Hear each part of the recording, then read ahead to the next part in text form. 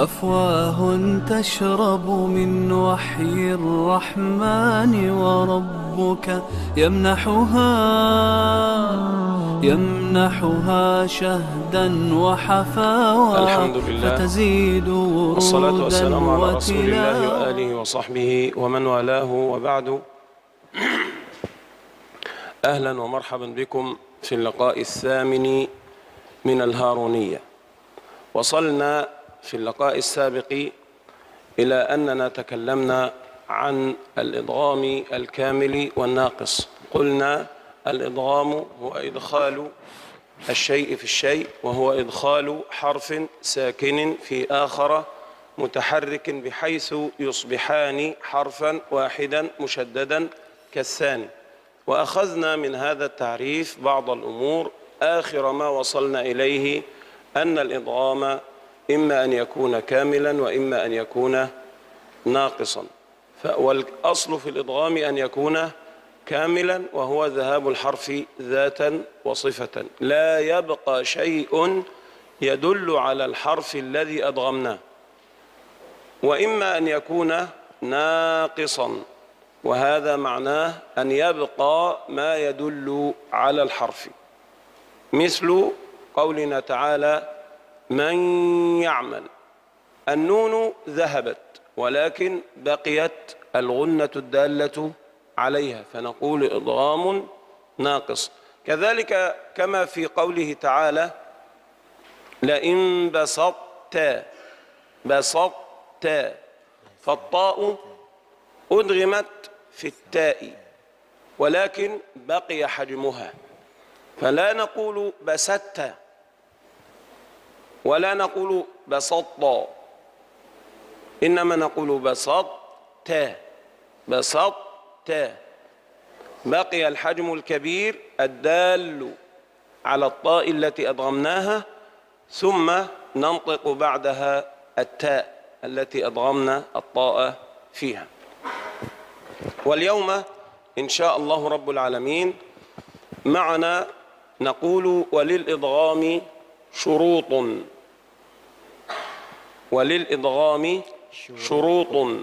أولا، المتحكم في الإدغام هو الرواية، يعني نريد أن نفهم هذا جيدا. المتحكم في الإدغام الرواية. ما معنى هذا الكلام؟ يعني لا بد أن تصح الرواية في هذه الكلمة أو في هذا الموطن أن فيه إدغاما، وإذا صحت بأنه لا إدغام فيه لا ندغم. فمثلا نضرب مثالا، نقول ياسين والقرآن، هذه نون ساكنة وبعدها واو. في كل القرآن ماذا نفعل في النون التي بعدها واو؟ النون الساكنة التي بعدها واو ما حكمها؟ إدغام. هنا نقول ياسين والقرآن. لما؟ ما الذي حدث؟ نقول صحت الرواية هنا بالإظهار. إذن المتحكم الأول والنهائي في الإدغام هو الرواية. ولكن كل هذه الشروط والأسباب هذا من باب التفهيم. لماذا هذه الرواية أدغمت هنا؟ هذا مفهوم؟ تفضل.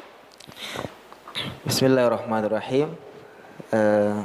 حمدا شكرا لله والصلاة والسلام على رسول الله صلى الله عليه وسلم وعلى آله وصحبه ومن تبعهم بإحسان إلى يوم الدين. Amma ba'du, pertemuan yang ke-8 dari penjelasan kitab Tajwid Haruniyah. Pada pertemuan sebelumnya kita sudah membahas tentang idgham. Bahwasanya definisi idgham adalah memasukkan satu huruf sukun ke dalam huruf di depannya yang berharakat sehingga menjadi satu huruf yang bertasydid, ya, katsani, seperti huruf yang berikutnya. Dan kita juga pada sebelumnya sudah kita jelaskan bahwasanya idgham itu terbagi dua, ada idgham shaghir dan ada idgham kabir. Idgham shaghir adalah ketika mudgham ataupun huruf yang sukun itu sukun, huruf yang diidghamkan itu sukun, sehingga Idgham kamil. Ada dua pembagian, mohon maaf. Yang Syekh sampaikan tadi, idgham kamil dan idgham naqis. Idgham kamil adalah ketika huruf mudgham, huruf yang didghamkan itu berubah sempurna menjadi huruf yang kedua. Artinya tidak ada tersisa sedikit pun dari huruf yang diidghamkan. Contohnya seperti pada mirra ataupun milla, hilang nun secara seutuhnya. Ini idgham kamil, dan idgham kamil ini adalah asli, dasarnya. Kemudian idgham naqis adalah idgham yang mudgham hanya hilang juga tapi masih tersisa. Nunnya masih tersisa, huruf awalnya itu masih ada sedikit, ya, sehingga disebut dengan naqis. Contohnya man ya'mal, ya, masuk ke ya tapi nunnya masih tersisa dengungnya. Kemudian contoh lain yang belum disebutkan tadi adalah basau ta. Basau, ketika kita bilang saut masih tersisa dari ta, enggak jadi basatta atau basatta. Ya, tapi basaut ketika sukun dia ta tapi sukun, kemudian kita sebutkan ta. Ta diidghamkan ke dalam ta tapi huruf ta-nya masih ada sedikit, sehingga ini disebut dengan idgham naqis. Kemudian beliau menjelaskan, ini ada sebuah judul, yaitu syarat-syarat kenapa huruf itu diidghamkan kepada huruf di depannya. Akan tetapi sebelum menjelaskan syarat ini, beliau menjelaskan yang menjadi penentu dalam idgham ataupun tidak adalah riwayat. Kalau dikatakan oleh riwayat itu idgham, maka dia idgham. Kalau enggak, maka dia enggak. Ini dasarnya seperti itu. Misalnya pada surat Yasin, Yasin wal Quran, Yasin langsung wal Quran, enggak jadi Yasin, dia enggak idgham. Seharusnya kan ketika nun sukun ketemu waw hukumnya idgham, tapi ketika di sini, ya, ketika disambung bacaannya tidak idgham. Kenapa? Riwayatnya seperti itu. Jadi yang menentukan pertama sekali dia idgham atau tidak riwayat. Nah, kenapa juga kita akan membahas syarat-syarat satu huruf bisa menjadi idgham? Itu adalah untuk memaham, supaya kita lebih paham saja kenapa riwayat ini mengidghamkannya. Fadhal. اليوم وصلنا إلى شروط الإدغام، ما الذي يجب توفره في الكلمة التي صحت الرواية بإدغامها. أول هذه الشروط أن يكون المدغم والمدغم فيه من كلمتين، يعني الحرفان الذي سيحدث بينهما الإدغام يدخل الأول في الثاني لا بد أن يكون من كلمتين، كما في قوله تعالى إن يشأ، نقول إن يشأ، إن كلمة، يشأ كلمة. هذا الشرط الأول. لو حدث غيره، لو جاء حرف الإدغام والنون مثلا في كلمة واحدة كما في كلمة دنيا، دنيا، لماذا لم ندغم؟ أولا صحت الرواية بهذا، ولكن السؤال لماذا لم تدغم الرواية هذه الكلمة؟ قالوا لأن النون والياء في كلمة واحدة، فنقول دنيا مع أنها نون ساكنة بعدها ياء. لماذا؟ لو سألنا أحد لماذا لم ندغم في دنيا، نقول لأنهما من كلمة واحدة، وشرط الإدغام أن يكون من كلمتين. هذا مفهوم؟ نعم، تفضل. Syarat idgham yang pertama adalah bahwasanya antara huruf yang diidghamkan dengan huruf yang di depannya itu harus terletak pada dua kata yang berbeda. Ya. Jadi kalau satu kata maka tidak terjadi idgham. Kenapa? Alasan pertamanya karena memang riwayat yang kita baca seperti itu. Ini alasan pertamanya. Nah, cuma pertanyaannya lagi, kenapa riwayat yang kita baca itu tidak mengidghamkan jika terjadi dua kata? Maka alasannya adalah karena dia terletak pada Kalau terletak pada satu kata maka dia tidak ada idgham. Ya, jadi misalnya antara man ya man dengan yasha itu, man satu kata, yasha itu satu kata. Jadi harus letak pada dua kata. Sementara kalau terletak pada satu kata maka tidak terjadi idgham. Seperti misalnya dunya itu satu kata. Tidak boleh kita baca dunya karena terletak dalam satu kata. الشرط الثاني أن يلتقي المدغم والمدغم فيه خطا، يعني الحرف الأول المدغم مع الحرف الثاني المدغم فيه يلتقيان خطا، يعني لا يكون هناك فاصل بينهما في الكتابة. مثال أنا نذير، أنا نذير حينما نكتب نون بعدها ألف، ثم نكتب نذير، نون كلمة نذير، فهذه النون التي في كلمة أنا والنون التي في كلمة نذير هل التقيا خطا أم فصل بينهما حرف مكتوب؟ فصل بينهما الألف، مع أننا في النطق ننطق نونا بعدها نون، نقول أنا نذير، ننذير، ننذير، لا نقول أنا نذير، نقول أنا نذير، ننذير، ننذير، نونان التقيا لفظا ولكن لم يلتقيا خطا، الخط فصل بينهما لا يدغمان. لو حدث العكس يدغمان. كيف؟ في رواية السوسي مثلا في قوله تعالى إنه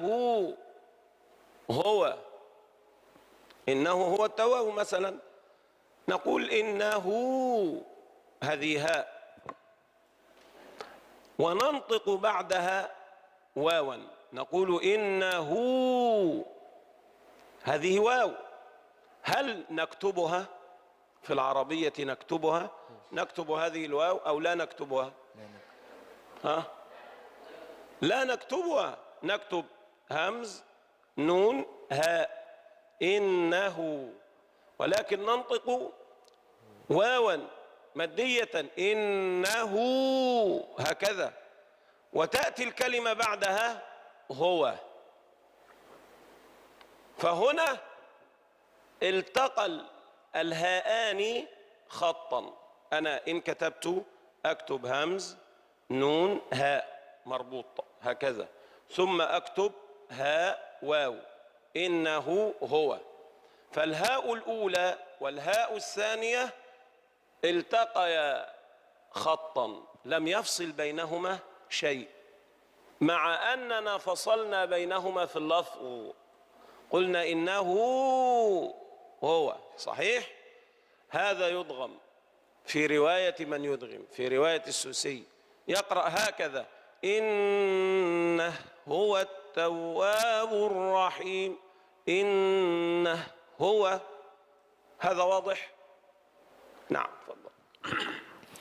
Syarat idgham yang kedua adalah huruf yang idghamkan dengan huruf yang di depannya harus bersambung secara tulisan. Tidak cukup hanya bersambung secara lafaz. Khattan artinya tulisan. Jadi enggak boleh hanya bersambung dengan lafzan, secara lafaz saja. Misalnya ana nadhir, ana na, secara lafaz bersambung. Tapi secara tulisan ana, di depan kata-kata ana itu ada alif. Maka ketika nun yang pertama ana berharakat dengan nun yang kedua itu na juga sama-sama harakatnya, tapi ketika dia dipisah oleh alif maka secara khattan, secara tulisan dia tidak bersambung. Maka ketika secara tulisan tidak bersambung tidak boleh diidghamkan. Walaupun secara lafaznya bersambung ana nadhir. Ini dalam riwayat yang kita baca. Sementara dalam riwayat yang lain ini terjadi sebaliknya. Dalam riwayat Susi beliau mengatakan tadi innahu huwa. Innahu huwa. Secara tulisan khattan bersambung. Innahu huwa, karena antara hu dan huwa tidak ada sesuatu pun, enggak ada tulisan lain. Ya, tapi secara lafzan, secara lafaz kan hu itu panjang. Menjadi maksulah dia kan? Kan bertambah dia, ada waw situ kan? Secara lafaz ada waw. Kan panjang dia. Innahu huwa, ada pemisahnya secara lafaz. Ya. Maka ketika terjadi seperti ini, walaupun secara lafaznya ada pemisah, tapi ketika secara tulisannya tidak terpisah, maka dalam qiraat susi ini disambung. Kebalikan dari yang tadi.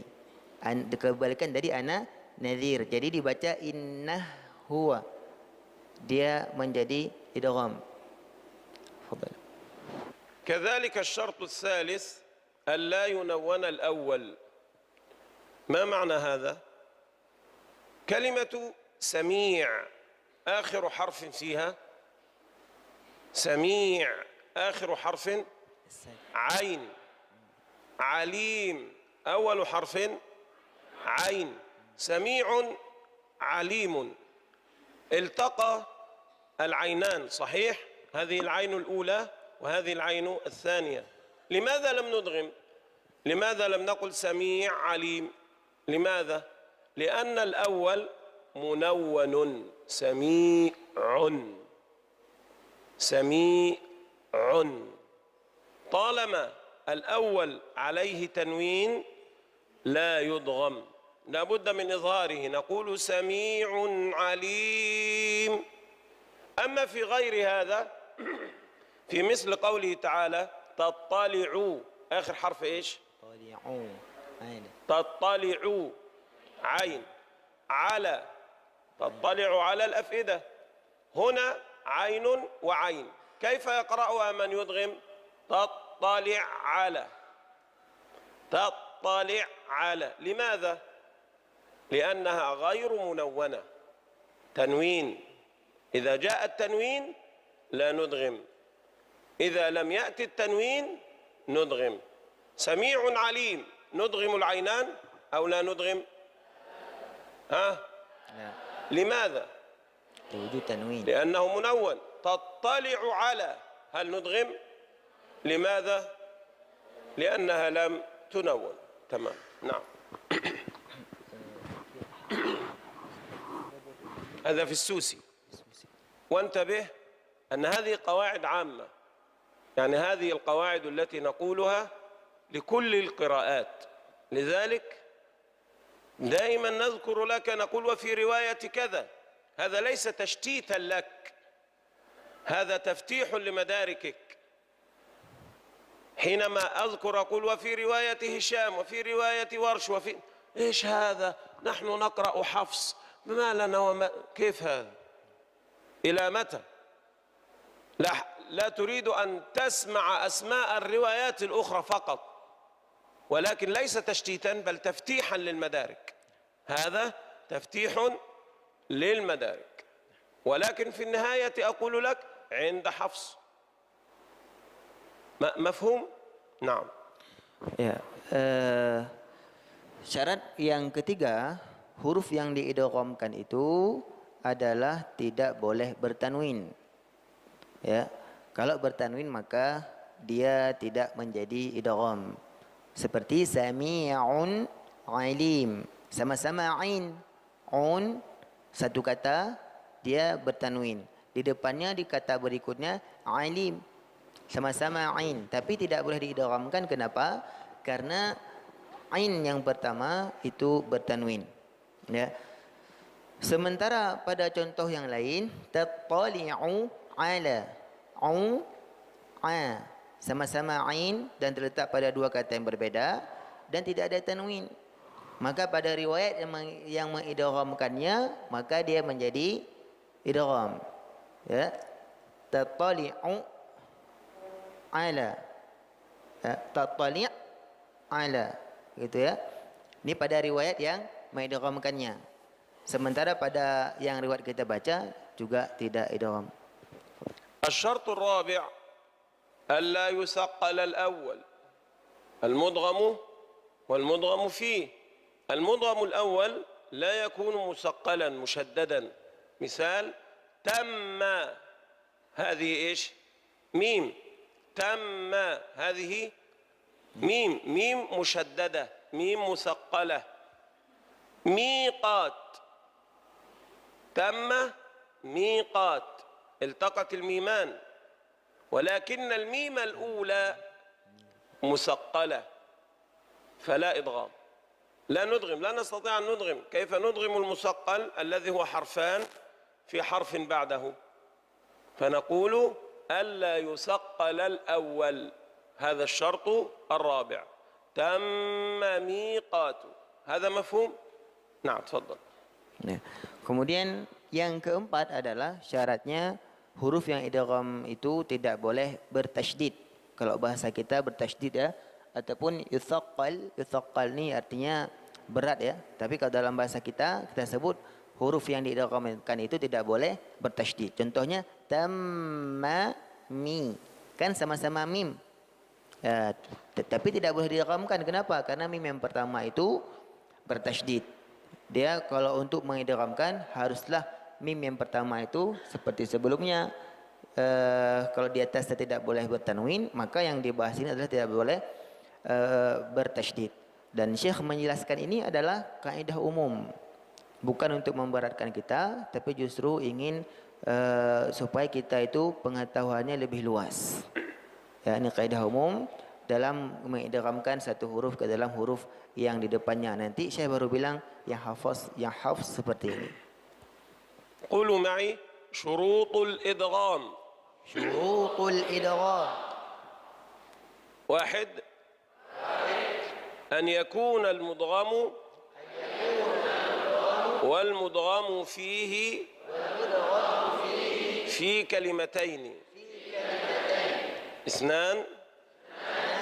أن يلتقي المدغم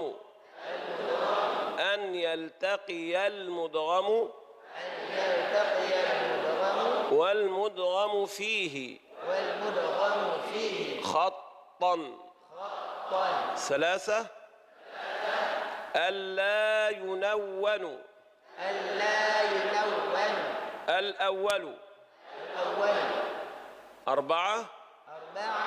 ألا يثقل الأول. هذه شروط الإدغام. خلاص، أنا نطقت معكم الشروط حتى تحفظوها وتتمرنوا على نطقها. عندنا عنوان آخر اسمه موانع الإدغام. موانع الإدغام يعني هل هناك شيء يحدث في الكلمة يجعلنا لا ندغم؟ نعم، أوله السكت. تعرفون السكت؟ من يعرف السكت؟ ما معنى السكت؟ قل.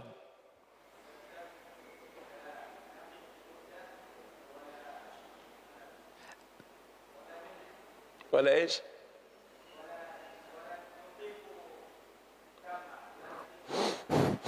تقصد هذا؟ ولا نتنفس. نقول السكت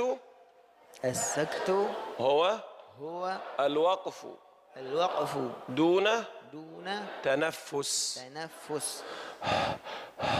هذا اسمه تنفس. حينما نقف للسكت لا نأخذ نفسا، نقف ولا نتنفس مدة تكون أقل بقليل من مدة الوقف.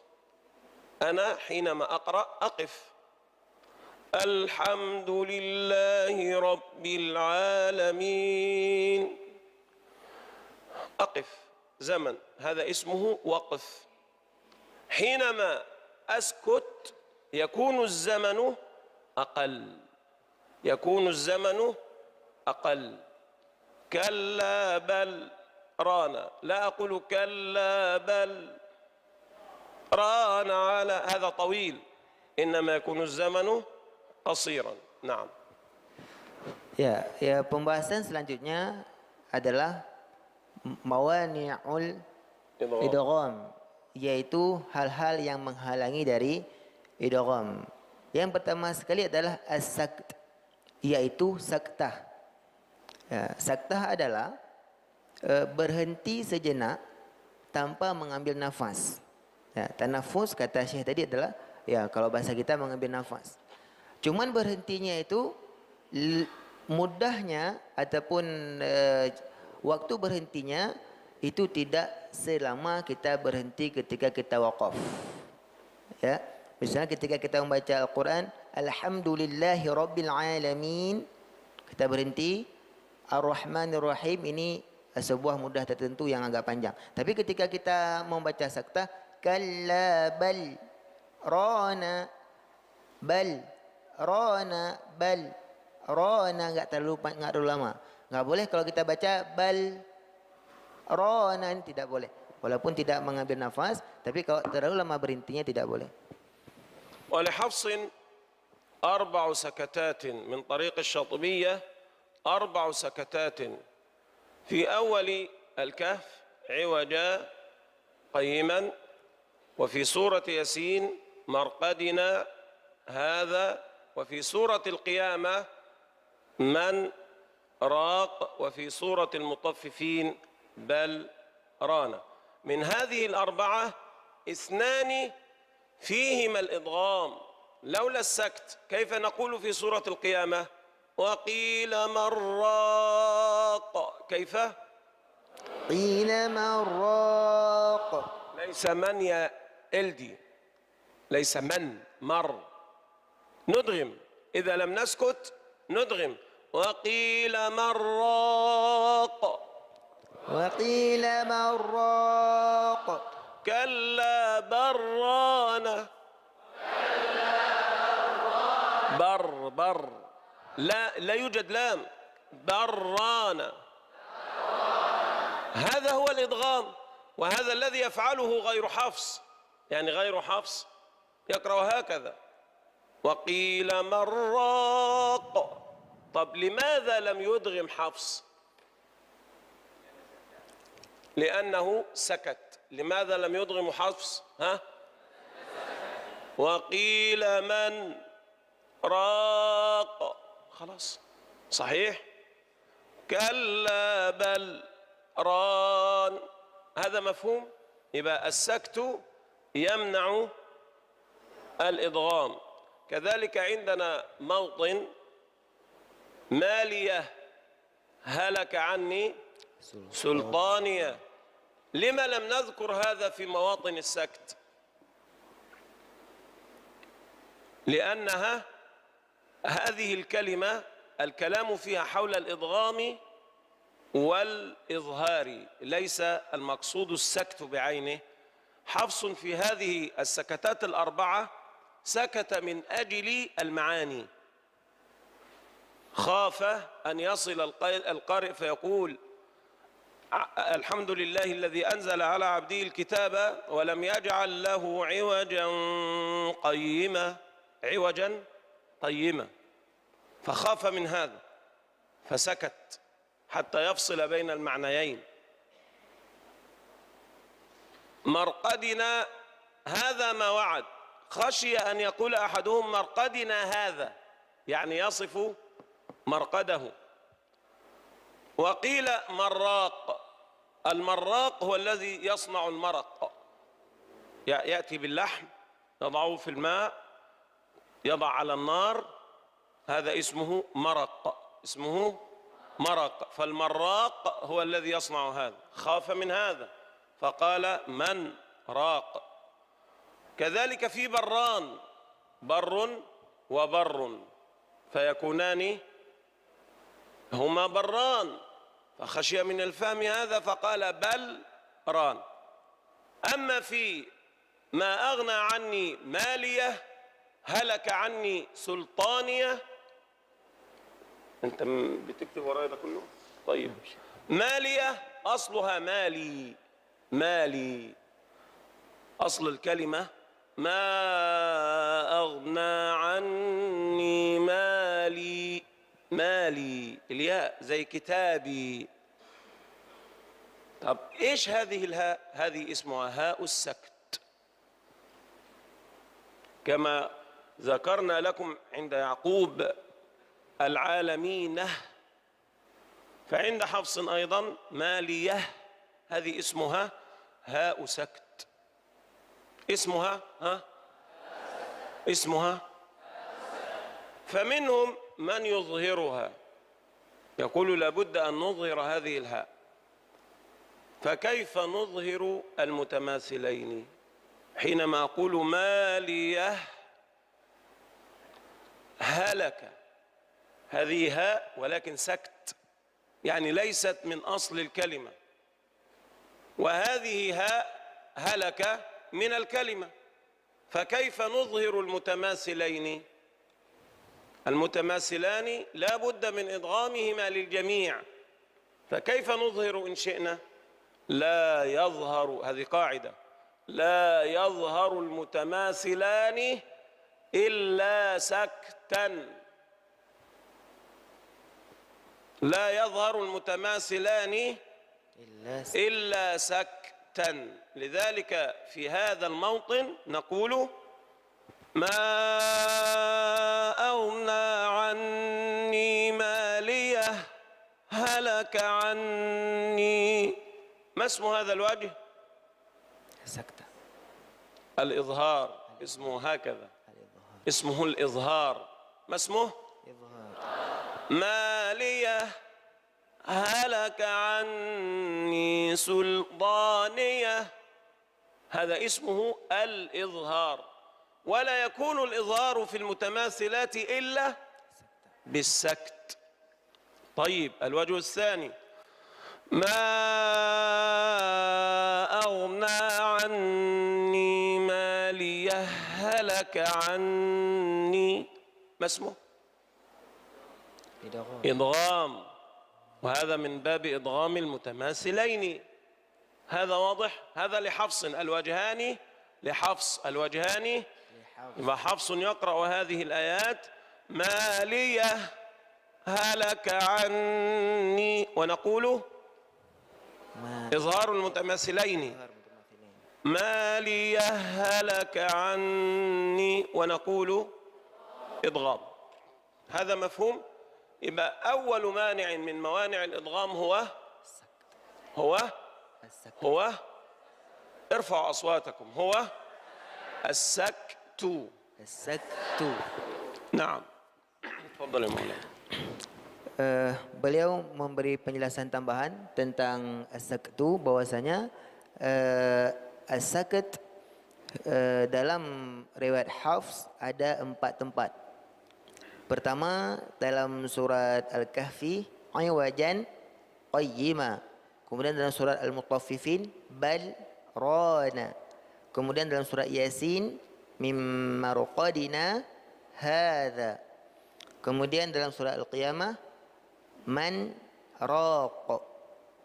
Pada keempat tempat saktah ini ada 2 kondisi yang jika tidak disaktahkan maka dia akan menjadi idgham. Ya, misalnya dalam surah Al-Qiyamah wa qila man raq. Kalau enggak disaktahkan apa yang terjadi? Marraq. Ya, itu kalau disaktahkan dia menjadi idgham. Begitu juga dengan mutaffifin dalam surat Al-Mutaffifin barra. Kalau enggak disaktahkan dia akan menjadi idgham. Nah, tapi kenapa tidak ada idgham di sini? Ya, padahal ada nun ketemu dengan ra, ada lam ketemu dengan ra. Ini adalah karena saktah. Nah, dalam riwayat Hafs, kenapa 4 tempat ini disaktahkan? Karena jika tidak disaktahkan maka akan merusak makna. Misalnya manraq, kalau tidak disaktahkan marraq artinya pembuat kuah. Kayak beliau bilang tadi, orang yang buat api, taruh di atasnya tempat, taruh air, taruh buat masakan, akan ada kuahnya. Itu marraq, orang pembuat kuah. Tapi kalau disaktahkan manraq, artinya siapa yang tolong, gitu ya. Jadi kalau enggak disaktahkan maknanya ditakutkan akan berubah ataupun salah. Kemudian min marqadina hadza, kalau enggak disaktahkan, seolah-olah hadza ini menjelaskan marqad. Marqad itu artinya tempat tidur ataupun makna bermakna kuburan, gitu ya. Kemudian barran, barran artinya dua kebaikan kalau tidak disaktahkan. Padahal bal ini maknanya adalah tapi, gitu ya. Ron artinya hatinya itu sudah terkena tinta hitam, gitu ya, noda hitam. Kemudian iwajan qayyima, kalau enggak disaktahkan iwajan qayyima, iwajan artinya bengkok, qayyima artinya lurus. Kayak mana bengkok lurus? Ya, jadi merusak mana? Maka disaktahkan iwajan qayyima. Iwajan menjelaskan Quran tidak bengkok, qayyima ini adalah menjelaskan juga Al-Quran itu tidak bengkok. Sama-sama menjelaskan Al-Quran tapi dengan kata yang bertolak belakang, sehingga disaktahkan sehingga maknanya tetap menjadi benar. Nah, intinya adalah saktah itu akan menghalangi dari idgham. Kalau ada saktah maka tidak ada idgham. Kemudian ada juga saktah pada kata yang lain, yaitu ma aghna anni maliyah halaka anni sultaniyah. Asal katanya mali, ma aghna anni mali, tidak ada manfaat untukku hartaku. Halaka anni sultani, hancurlah dariku kekuasaanku. Sementara ha di ujung itu adalah ha sakt, dia ditambah, dia tambahan, bukan ha emang dasarnya ha, ya. Maka bagaimana bacanya dalam riwayat kita, dalam hafz bagaimana bacanya? Ada wajahan, ada dua cara, ya. Boleh kita baca sakta maliyah halaka, maliyah halaka, ya. Boleh kita baca dengan idgham maliyah halaka. Ini kedua-duanya boleh dalam riwayat hafz. Fadhal.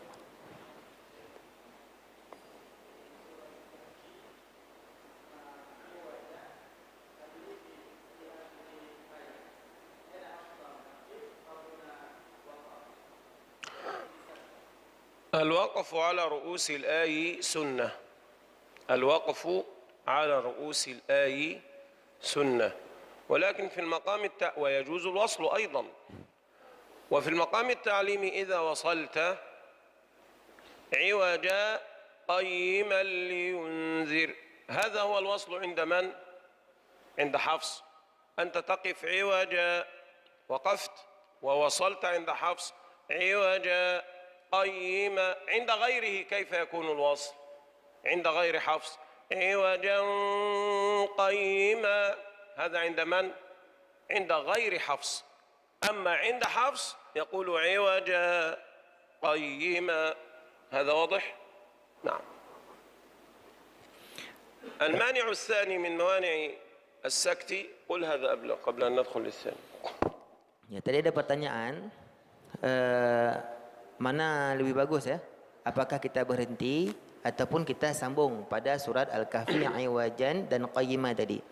Maka Syekh menjawab, al-waqfu fi ru'usil ayyi sunnah. Artinya berhenti pada ru'usil ayyi, ru'us artinya kepala, ayyi ayat, kepala ayat. Maksud kepala ayat ini adalah akhir ayat. Jadi berhenti pada akhir ayat ini adalah sunnah. Walaupun kita sambung juga boleh. Kemudian bagaimana kalau kita mau sambung? Dalam riwayat Hafs iwaja qayyima. Ini dalam riwayat Hafs. Tapi selainnya iwajan qayyima. Seperti itu. المانع الثاني من موانع الإضغام الروم والاختلاس. الروم والاختلاس. قولوا الروم والاختلاس. الروم والاختلاس. الروم والاختلاس. ومعناهما قريب. فالروم هو الإتيان بجزء من زمن الحركة، كما نقول مثلا عند الوقف بعيدا عن الإدغام إياك نعبد وإياك نستعين. نستعين هذا روم، لم نقل نستعين اهدنا، لم ننطق زمن الضمة كاملا، إنما جئنا بجزء منه نستعين. والاختلاس كذلك كما في غير قراءة حفص، يقول يأمركم. يأمركم هو الإسراع بزمن الحركة. طب هل يأتي هذا مع الإدغام؟ نعم، كما في قوله تعالى ما لك لا تأمنا، قلنا الإشمام فيها هكذا تأمنا، وفيها أيضا لو تذكرون قلنا الروم وهو مقدم. كيف تكون؟ احنا عندنا في هذه الكلمة نونان، تأمنوا نون أولى، نا نون ثانية، بينهما إدغام تأمن، وفي إشمام تأمنا. طب إذا قلنا بالروم ينفك هذا الإدغام، فنقول تأمنون تأمنون. هل هذا إدغام؟ لا. طب ما الذي منعنا من الإدغام؟ الروم، لأن الرواية صحت هنا بالروم، والروم من موانع الإدغام. هذا مفهوم؟ نعم. Kemudian di antara yang menghalangi dari idgham adalah ar-raum dan al-ikhtilas. Raum adalah al-ityanu bi ba'd al-harakah. Dia mengucapkan sebagian harakat. Contoh yang Syekh sampaikan tadi adalah wa iyyaka nasta'inu. Jadi nunya tidak penuh satu harakat, tapi dia hanya sebagian harakat. Ini rom. Sementara al-ikhtilas adalah mengucapkan satu huruf, ya, harakannya itu cepat dengan kata-kata lebih cepat. Yang mulia itu amtilah min al-ikhtilas. Misal min al-ikhtilas nasitu. ليس عندنا اختلاس، وضربت مثالا يأمركم، قلت يأمركم. ما يحدث. Ya'murukum dibaca secara cepat. Ya'murukum, cepat dia, lebih cepat daripada zaman satu harakat pada yang lain. Nah, kemudian ketika kita mengucapkan rom pada la ta'manna, itu ada dua cara bacanya. Pertama adalah ismam, seperti yang kita sampaikan kemarin, la ta'manna. Kalau ismam dia idgham, tapi ada isyarat dari mulut berupa isyarat dhamma. Nah, sementara pada raum dia hanya dibaca sedikit, la ta'manuna. Dia tidak, nun tidak penuh, tapi diucapkan sebagian, tapi nunnya juga jelas. المانع الثالث هو الوقف على المدغم. الوقف على المدغم، لو أنه قيل لك مثلا في أي كلمة في أي آية تقرأها، مثلا فمن يعمل، قيل لك قف على كل كلمة، فكيف تقف على قوله فمن؟ أنت تقرأ فمن يعمل، كيف نقف؟ فمن عادت النون إلى إظهارها وامتنع الإضغام. لماذا؟ لأننا وقفنا. إذن لا يكون الإضغام إلا حينما نصل المدغم والمدغم فيه، نصلهما معا يكون بينهما الإضغام. أما إذا وقفنا على الحرف الأول فإننا نظهره ولا ندغمه. نعم. Penghalang dari idgham yang ketiga adalah jika kita waqaf ataupun berhenti pada huruf mudgham, huruf yang diidghamkan. Misalnya faman ya'mal, ini kalau kita sambung maka dia terjadi idgham, tapi kalau kita berhenti, misalnya Syekh tadi mengatakan coba berhenti pada setiap kata, maka bagaimana cara berhentinya? Faman ya'mal, faman dia menjadi izhar. Kenapa menjadi izhar? Karena dia tidak bersambung. Jadi idgham itu hanya terjadi jika mudgham bersambung dengan mudgham fi. Jika huruf yang diidghamkan bersambung dengan huruf yang di depannya. Kalau enggak bersambung ataupun diwaqafkan pada huruf yang diidghamkan, dia kembali kepada izhar. Tidak ada idgham. بهذا نكون انتهينا من موانع الإضغام. عرفنا موانع الإضغام هي واحد السكت، اثنان الروم والاختلاس، ثلاثة الوقف على المدغم. هل لهذا الإضغام علامة في نطقنا؟ يعني كيف نعرف أن من يقرأ أضغم الحرف؟ علامته تشديد المدغم فيه. يعني إذا أضغمت حرفا في حرف فإن الحرف الثاني يكون مشددا. فاسمعوا من ربهم، هذه كم راء؟ راء واحدة. من راء ربهم راء واحدة، صحيح؟ طب ندغم مر را، مر را، مر را، أصبحت راءين، أصبحت راءين. فهذه علامة الإضغام، تشديد المدغم في الحرف الثاني، يكون مشددا لفظا. يعني علامة الشدة هذه علامة للكمال والنقصان. أما من حيث الأداء اللفظي فكله مشدد. بمعنى لو أننا نظرنا في مصاحفنا سنرى في قوله تعالى من ربهم على الراء المدغم فيه الحرف الثاني شدة. ولو نظرنا إلى قوله تعالى فمن يعمل لن نجد الشدة. هذه العلامة الخطية علامة على الكمال والنقصان. أما الإضغام نفسه فلا بد من تشديد الحرف على لساني.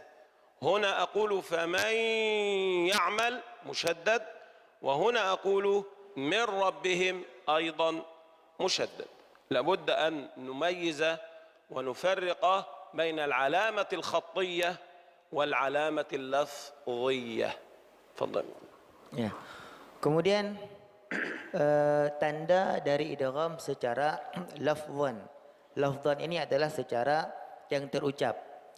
Bahwasanya secara terucap itu tanda idgham adalah selalu, kalau Syekh menyebutkannya syaddah. Kalau bahasa kita yang sering kita gunakan itu maknanya tasydid. Ya, misalnya pada mirra, tulisannya adalah min ra. Ra-nya satu. Tapi ketika kita mengidghamkannya menjadi mir ra. Ra-nya menjadi dua secara lafaz. Lafaznya seperti itu. Secara terucap ra-nya berubah menjadi dua, sehingga secara lafaz dia bertasydid. Ya. Walaupun secara tertulis dia juga ada tasydid, tapi nanti ada idgham yang dia tidak ada tanda tasydid secara tulisan. Seperti man ya itu tidak ada tulisan. Tidak ada lambang tasydid, tulisan tasydid tidak ada. Nah, jadi secara tulisan lambang tasydid ada ataupun tidak itu hanya menunjukkan idgham kamil dan idgham naqis. Yang kamil ada lambang tasydid, yang naqis tidak ada lambang tasydid. Tapi kalau secara lafaz semuanya bertasydid. Termasuk man ya, itu ya-nya dari satu menjadi dua. Secara lafaz dia tetap bertasydid. خلاص. بهذا نكون انتهينا من الإضغام، الكلام حول الإظهار والإضغام. يعني تكلمنا أولا عن الإظهار وعلمنا أنه الأصل، وتكلمنا عن الإضغام وعلمنا أنه فرع على هذا الإظهار، وتكلمنا عن تعريفه وأخرجنا ما فيه من نقاط، وتكلمنا عن شروط الإضغام وعن موانع الإضغام. الآن ننتقل إلى ما معنى وما بينهما. العنوان الإظهار والإضغام وما بينهما. ما بينهما يعني ما بين الإظهار والإضغام. والمقصود به مصطلح الإخفاء والإقلاب. فنقول الإخفاء يعني نطق الحرف بطريقة بين الإظهار والإدغام. الإخفاء هو نطق الحرف بطريقة بين الإظهار والإدغام، وهو خاص بالنون والميم من بين الحروف. نحن نتكلم في إظهار جميع الحروف وفي إدغام جميع الحروف، ولكن حينما نتكلم عن الإخفاء نقول هذا مع النون والميم من حيث الإظهار والإدغام. وأحب أن أشير إلى أمر مهم. مصطلح الإخفاء مصطلح يستخدم في التجويد والقراءات للدلالة على كل شيء بين شيئين. كل شيء بين شيئين نسميه إخفاء، نسميه إخفاء. وضربت لكم مثالا بقول الناظم: وأخف تكريرا إذا تشدد. لم يكن ليس معنى هذا كما يفهم الكثيرون أننا نعدم الإخفاء، نعدم التكرار تماما، إنما يكون درجة بين الإفراط والتفريط، يكون يعني لا نعدمه ولا نزيد فيه. هذا معنى كلمة إخفاء. فالإخفاء درجة بين أي شيئين. نعم. Nah, Syekh mengatakan bahwasanya sebelumnya kita sudah mempelajari tentang izhar dan kita sudah mengatakan izhar itu adalah al-aslu, dasar, dan kemudian kita mempelajari al-idgham dan kita sudah mengatakan idgham itu adalah far'un ataupun cabangnya. Kita sudah mendefinisikannya, mengatakan poin-poin pentingnya, syarat-syaratnya, kemudian halangan-halangannya. Maka selanjutnya kita akan mempelajari tentang al-ikhfa. Al-ikhfa itu al-ikhfa adalah definisinya nutqul harfi bi tariqatin bainal izhari wal idgham, yaitu mengucapkan satu huruf dengan cara antara izhar dan idgham. Jadi Syekh mengatakan dua hal penting. Yang pertama, izhar dan idgham berlaku pada semua huruf. Sementara ikhfa hanya berlaku pada huruf nun dan pada huruf mim. Ya, ikhfa hanya ada pada huruf nun dan huruf mim, tidak ada pada selainnya. Ini yang pertama, poin penting yang beliau sampaikan. Kemudian poin penting yang beliau sampaikan yang kedua adalah makna ikhfa dalam ilmu tajwid itu selalu bermakna antara keduanya, antara dua sesuatu. Ya, misalnya dalam matan disebutkan wakhfi takriran idza tushaddadu, dan ikhfakanlah takrir, berulangnya ujung lidah, idza tushaddadu, jika ra itu bertasydid. Akhfi di sini bukan artinya menyembunyikan, bukan artinya mentiadakan sama sekali getaran lidah, tapi akhfi di sini ataupun ikhfa di sini artinya jangan enggak ada sama sekali, jangan juga terlalu banyak, artinya antara keduanya. Itulah makna ikhfa dalam ilmu tajwid, selalu bermakna sesuatu yang terletak pada pertengahan. Begitu juga dengan ini, dia pertengahan antara izhar dan idgham. Qulu ma'i minhum man amana man amila man ya'mal min wal من ربهم. في الأول هذا إظهار منهم من آمن من عمل. ماذا حدث في النون؟ كانت ظاهرة واضحة، لم نزد فيها شيئا ولم ننقص، صحيح؟ ماذا فعلنا في الثانية؟ النون ذهبت تماما، نقول من يعمل من وال من ربهم، لا نون من را. هل سمعنا النون؟ من يعمل، من ياء، هل يوجد نون؟ موال واو، هل يوجد واو؟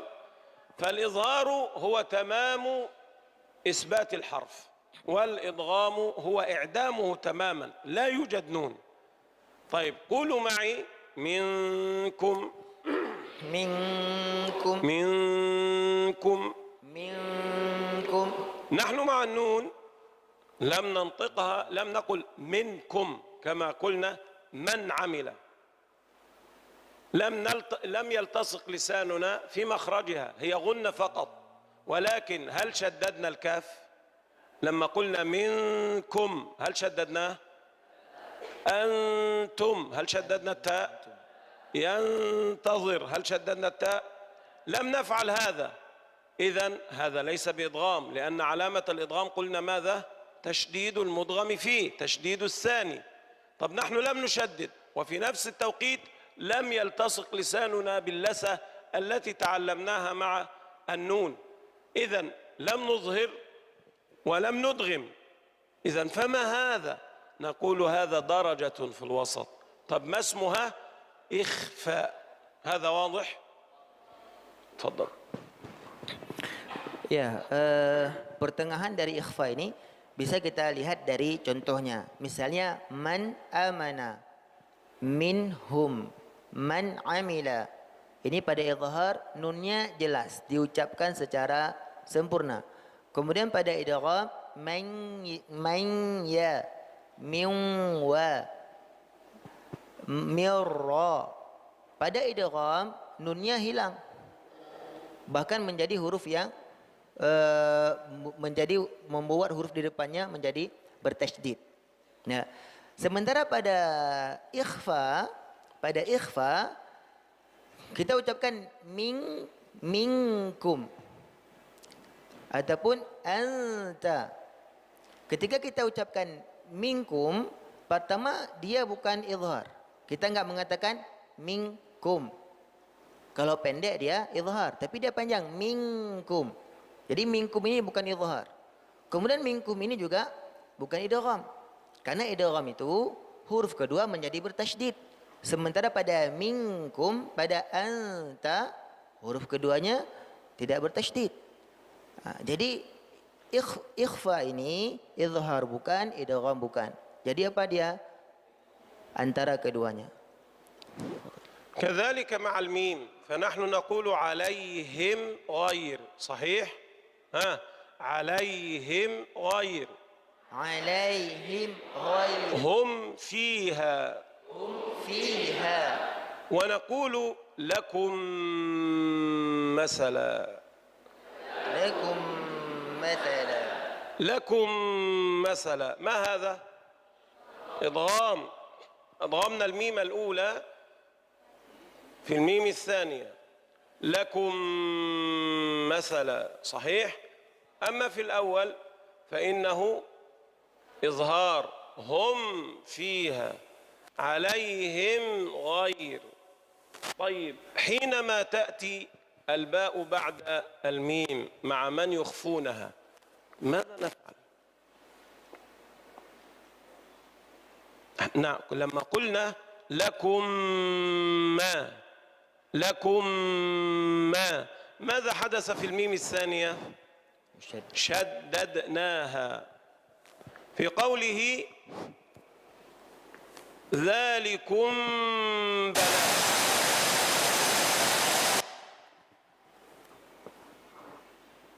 هذا تمام. ذلكم بلاء، ذلكم بلاء. هل شددنا الباء؟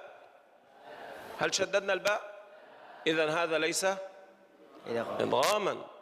طيب هل نطقنا الميم كما تعلمناها في الحرف مفردا أم أننا زدنا في غنتها؟ أجيبوا، زدنا في غنتها، إذن هذا ليس إظهارا. طب ما هذا؟ نقول درجة في الوسط. ذلكم بلاء، هذا معنى إخفاء الميم. نعم.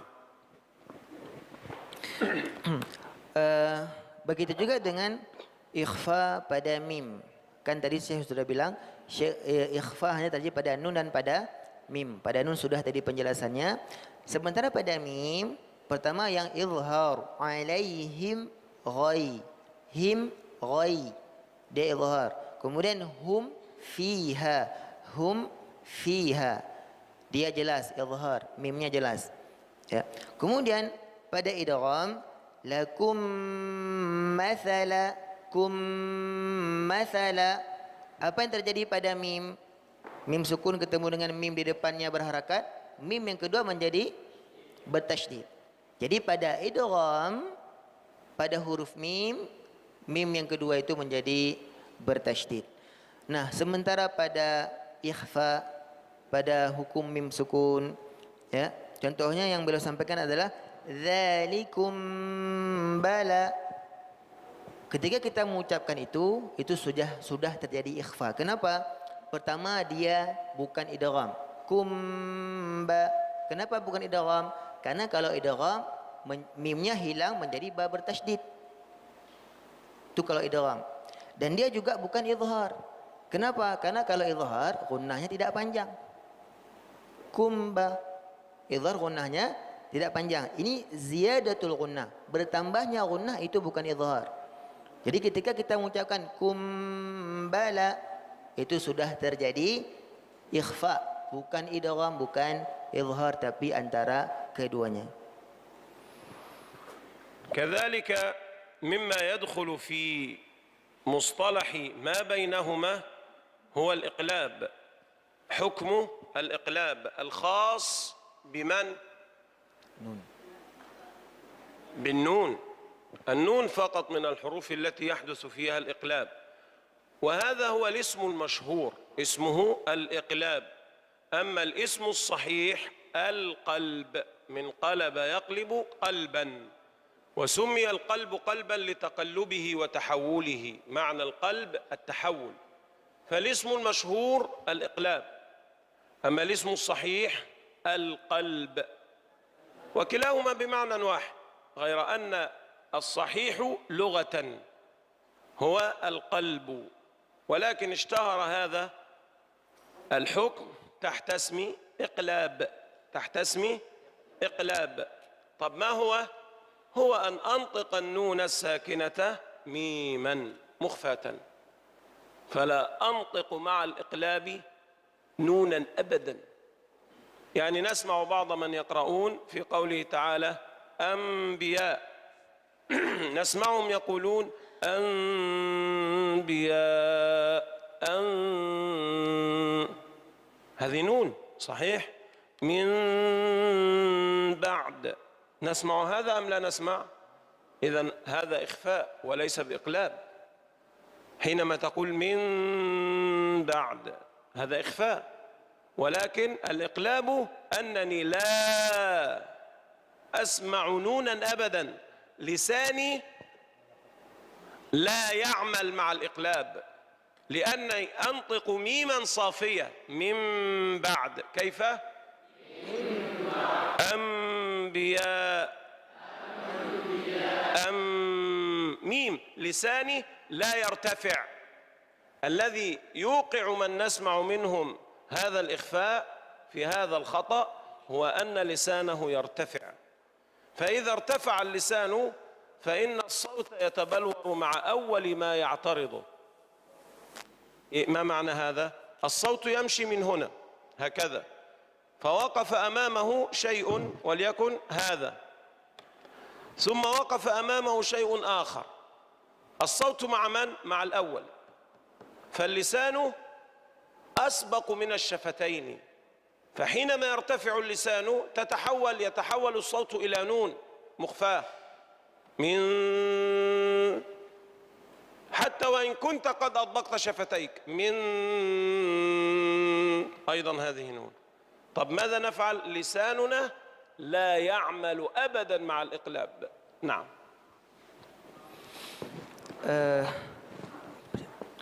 Begitu juga terjadi pada iqlab, itu cara bacanya sama persis seperti idgham pada huruf mim. Pada iqlab adalah iqlab ini adalah nama yang masyhur, ishtuhira, nama yang sering kita dengar. Akan tetapi yang sahihnya, yang betulnya adalah namanya adalah al-qalbu ataupun qalbun. Ini nama yang lebih benar. Tapi nama yang lebih masyhur adalah iqlab. Kenapa namanya iqlab?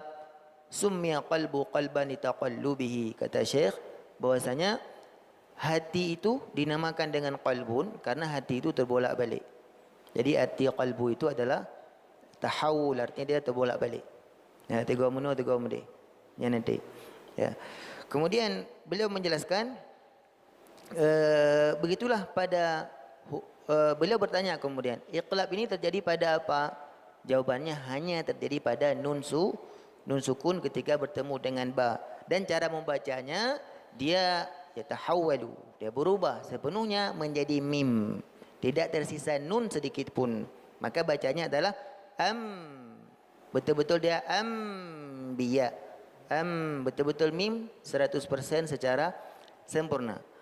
Dan kesalahan pada sebagian orang adalah ketika mengucapkan iqlab ini ujung lidahnya menempel. Itu dengarnya nun. Dia ujung lidahnya menempel. Ya. Jadi Syekh membuat sebuah analogi bahwasanya suara keluar. Ada makhraj nun, ada makhraj mim. Kalau kita menempelkan ujung lidah ke atas, maka yang duluan menahan suara adalah makhraj nun, tidak lagi makhraj mim. Ya. Kan ada dua makhrajnya. Jadi walaupun kita tutup mulut ya, seperti makhraj mim, tapi kalau lidah kita menempel ke atas, ini tetap yang paling pertama menahan suara adalah makhraj nun dan yang terdengar adalah nun. Maka oleh karena itu ketika mengucapkan iqlab ini ataupun al-qalbu ini, yang betul-betul bekerja itu adalah bibir. Bibirlah yang menahan suara, bibirlah yang tertutup habis. Ya, sehingga kita baca menjadi anbiya mim ba'di. Dua bibirlah yang menahan suara, bukan ujung lidah. بهذا نكون انتهينا من التعرف على معنى العنوان الإظهار والإدغام وما بينهما. الإظهار والإدغام وما بينهما. تكلمنا عن الإظهار وتكلمنا عن الإدغام وعرفنا ما هو ما بينهما. الآن نبدأ في التطبيق. طب ما الذي سنفعله؟ يقول الإمام الشاطبي رحمه الله: وما أول المثلين فيه مسكن فلا بد من إدغامه متمثلا. وما أول المثلين، تفضلوا. وما أول المثلين فيه مسكن فلا بد من إدغامه متمثلا. وما أول المثلين فيه مسكن فلا بد من إدغامه متمثلا. وما أول المثلين فيه مسكن فلا بد من إدغامه متمثلا. آخر واحدة تقرأوا. Yang paling ujung membaca. الثلاثة اللي في الآخر. Yang ketiga. Paling ujung yang perempuan yang ketiga. Ya qara aja. Baca yang di atas.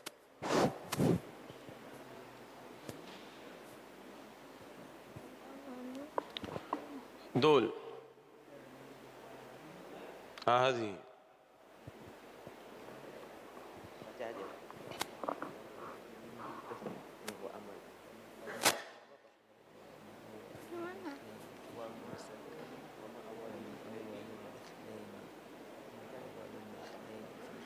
Wama wal mislaini fihi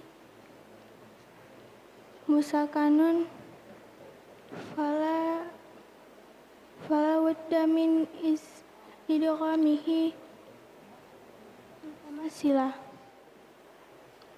انتوا الثلاثة لو تكلموا مرة أخرى سيخرجون. 3 orang ni kalau masih ngomong lagi, هذه والتي بجوارها والتي بجوارها.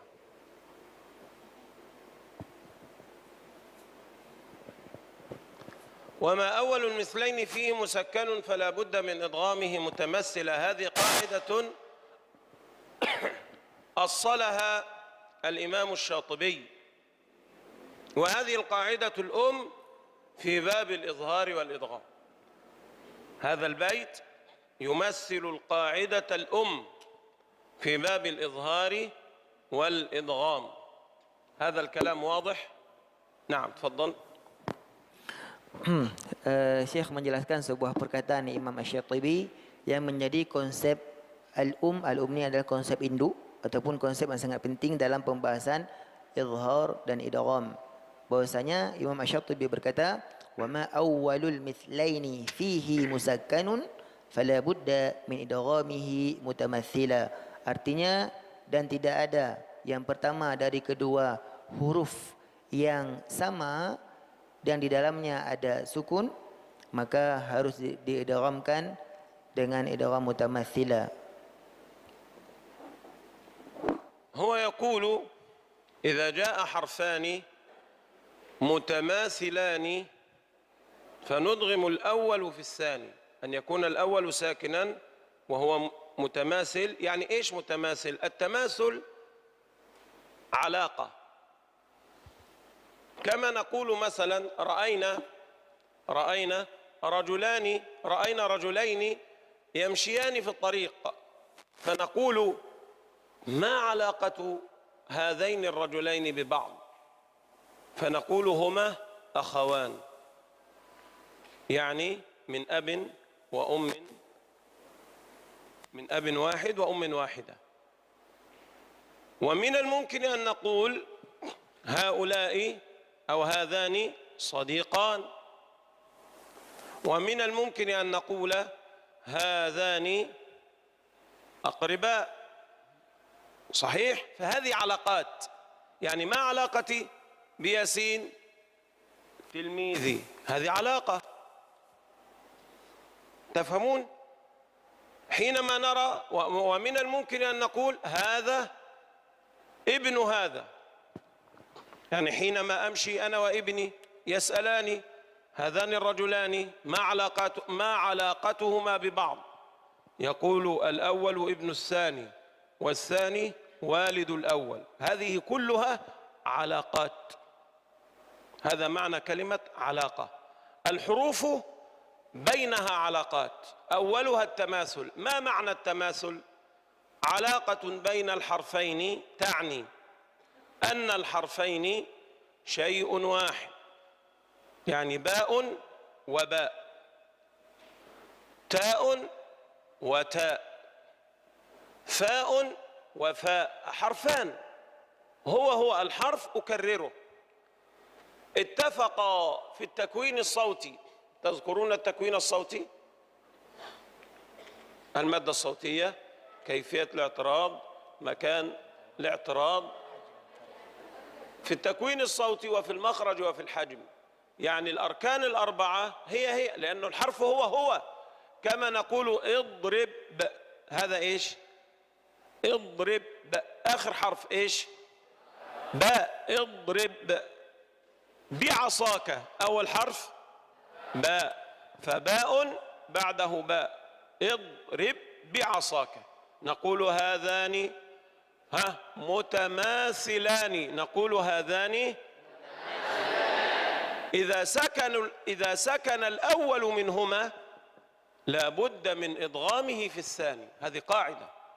إذا سكن الأول اضرب، هذا ساكن، لا بد من إدغامه في الثاني وهو الباء. اضرب بعصاك. كيف؟ هذا مفهوم؟ نعم، هذا هو التماثل. تفضل. Antara satu huruf dengan huruf yang lain memiliki alaqah. Alaqah ini adalah hubungan satu huruf dengan huruf yang lain. Beliau memberikan beberapa contoh. Misalnya ada dua orang beberapa analogi. Misalnya ada dua orang yang sedang berjalan. Maka kita bertanya, apa hubungan antara kedua orang ini? Maka jawabannya bisa jadi kedua orang ini adalah akhawan. Mereka adalah dua orang yang bersaudara ataupun saudara kandung dari ayah yang sama ataupun dari ibu yang sama. Kemudian bisa juga kita menjawabnya, dua orang yang sedang berjalan ini adalah teman. Yang satu temannya, yang satu temannya gitu ya. Hubungannya adalah pertemanan. Ataupun misalnya Syekh membuat contoh lain tadi, ada beliau berjalan sama anak beliau. Maka hubungannya apa? Hubungan ayah dengan anak. Ketika dua orang itu memiliki hubungan dan hubungannya itu berbagai macam jenis bentuk hubungan, maka antar huruf juga memiliki beberapa jenis hubungan. Yang pertama sekali yang beliau jelaskan adalah hubungan mutamathilan. Hubungan hurufnya sama. Ya, yaitu ketika satu huruf sukun bertemu dengan huruf yang sama. Analisanya bagaimana? Satu huruf yang dia itu takwinus saut, pembentuk suara dari huruf itu sama. Ya, pembentuk suaranya itu adalah apakah dia jahrun ataupun hamsun gitu ya. Kemudian bagaimana dia tertahan, di mana dia tertahan. Kemudian ukurannya apakah dia tebal, apakah tipis. Nah, ketika semuanya ini sama berarti hurufnya sama. Nah, ketika dua huruf yang sama apapun hurufnya, ya, maka huruf itu bisa diidghamkan kepada huruf yang setelahnya, dan hubungan antara huruf ini disebut dengan hubungan mutamathilan ataupun mutamathilaini. كذلك من العلاقات التجانس. التجانس نقول هذان الحرفان متجانسان. ما معنى التجانس؟ التجانس يعني أن الحرفين متفقان في المخرج ومختلفان في التكوين الصوتي، التي نقول عنها متفقان في المخرج ومختلفان في الصفة، فنقول هذا تجانس. مثال الدال مع التاء في قوله تعالى قد تبين. قد تبين عندنا قد، هذه ايش؟ دال. قد هذه دال. تبين. تبين. الدال والتاء والطاء لو تذكرون كانوا جميعا من مخرج واحد، ولكن التاء همس والدال جهر.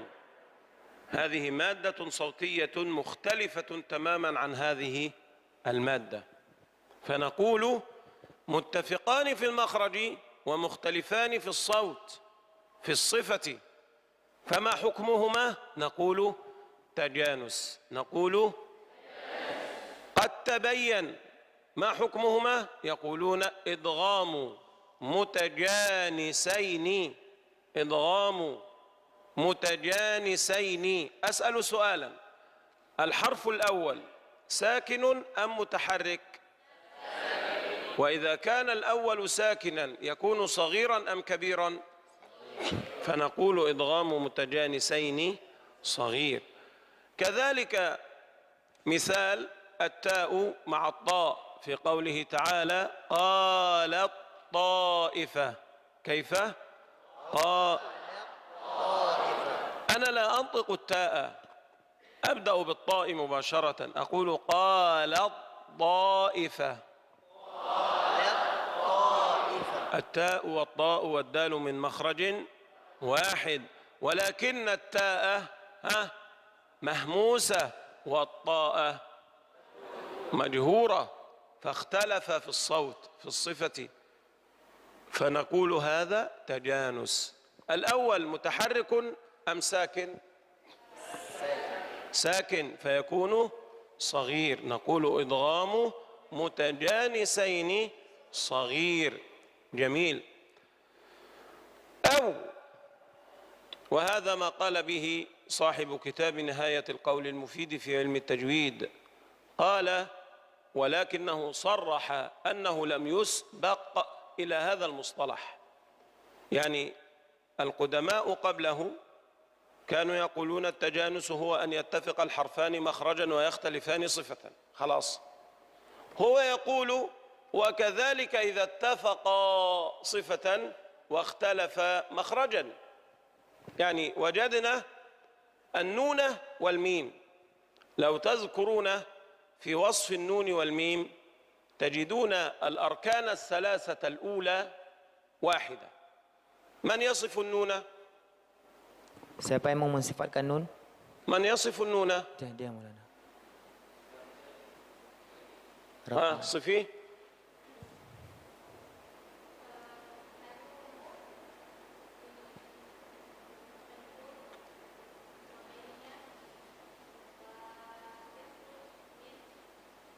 اترك المخرج الآن. مرقق. قالت: النون مجهورة بينية مرققة. بقي المخرج نتركه الآن.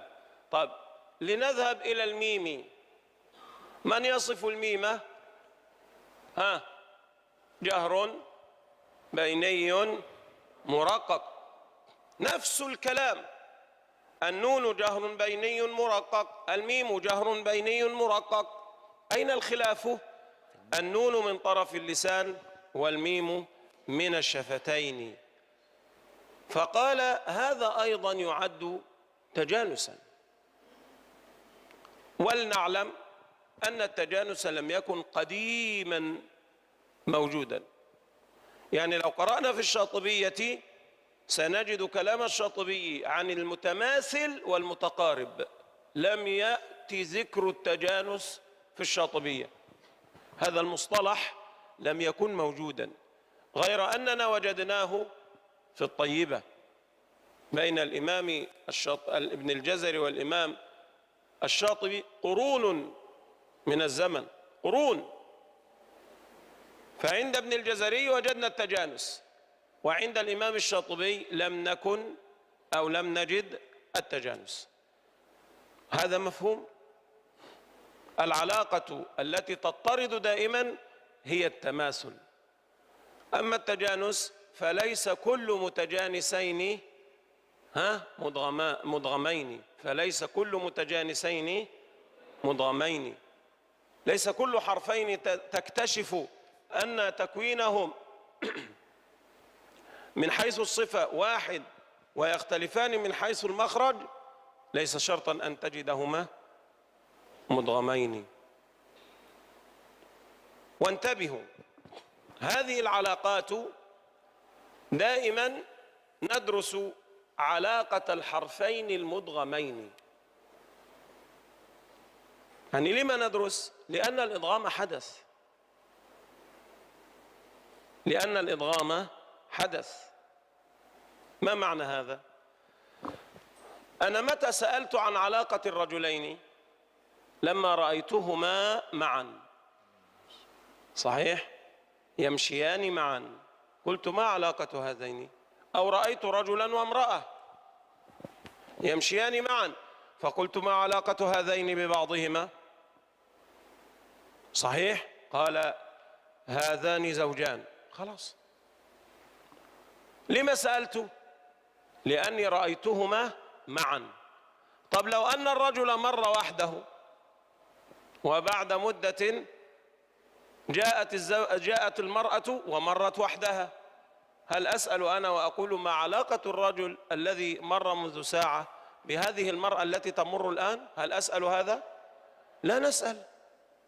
فلذلك وكذلك في التجويد، متى نسأل؟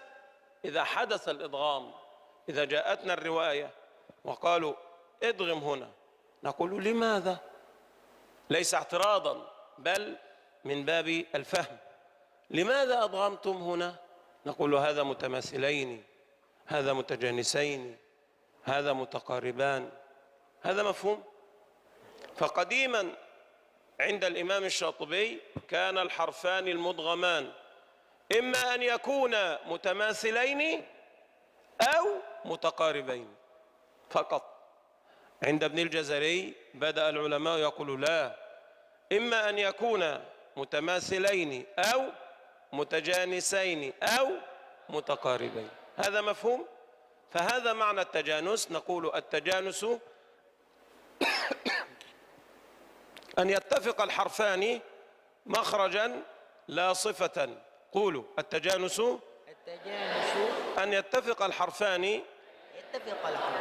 مخرجا لا صفة أو صفة لا مخرجا. يبقى التجانس حالتان: مخرجا لا صفة أو صفة لا مخرجا. هذا مفهوم؟ تفضل. Ya, mungkin saya terjemahkan dari yang terakhir karena yang terakhir ini adalah menjelaskan kaidah dasarnya bahwasanya kenapa kita membahas alaqah, kita membahas hubungan satu huruf dengan huruf yang lainnya karena idgham. Karena mereka sudah terjadi idgham. Misalnya yang beliau gambarkan adalah misalnya ada dua orang laki-laki yang lewat. Maka kita tanya apa hubungan keduanya. Ataupun ada seorang laki-laki dengan seorang perempuan berjalan berdua lewat di hadapan kita. Maka kita bertanya apa hubungan antara keduanya. Mungkin bisa dijawab mereka suami istri. Ataupun mereka ayah dan anak misalnya. Tapi kalau misalnya laki-lakinya jalan sendiri. Kemudian sejam kemudian istrinya jalan sendiri. Ataupun seorang perempuan jalan sendiri. Apakah layak kita tanya apa hubungan laki-laki tadi yang jalan sejam yang tadi sama perempuan yang jalan sekarang? Ya. Jadi karena sudah terjadi jalan berdua, maka kita bertanya hubungannya apa. Begitu juga dengan pembahasan alaqah ini.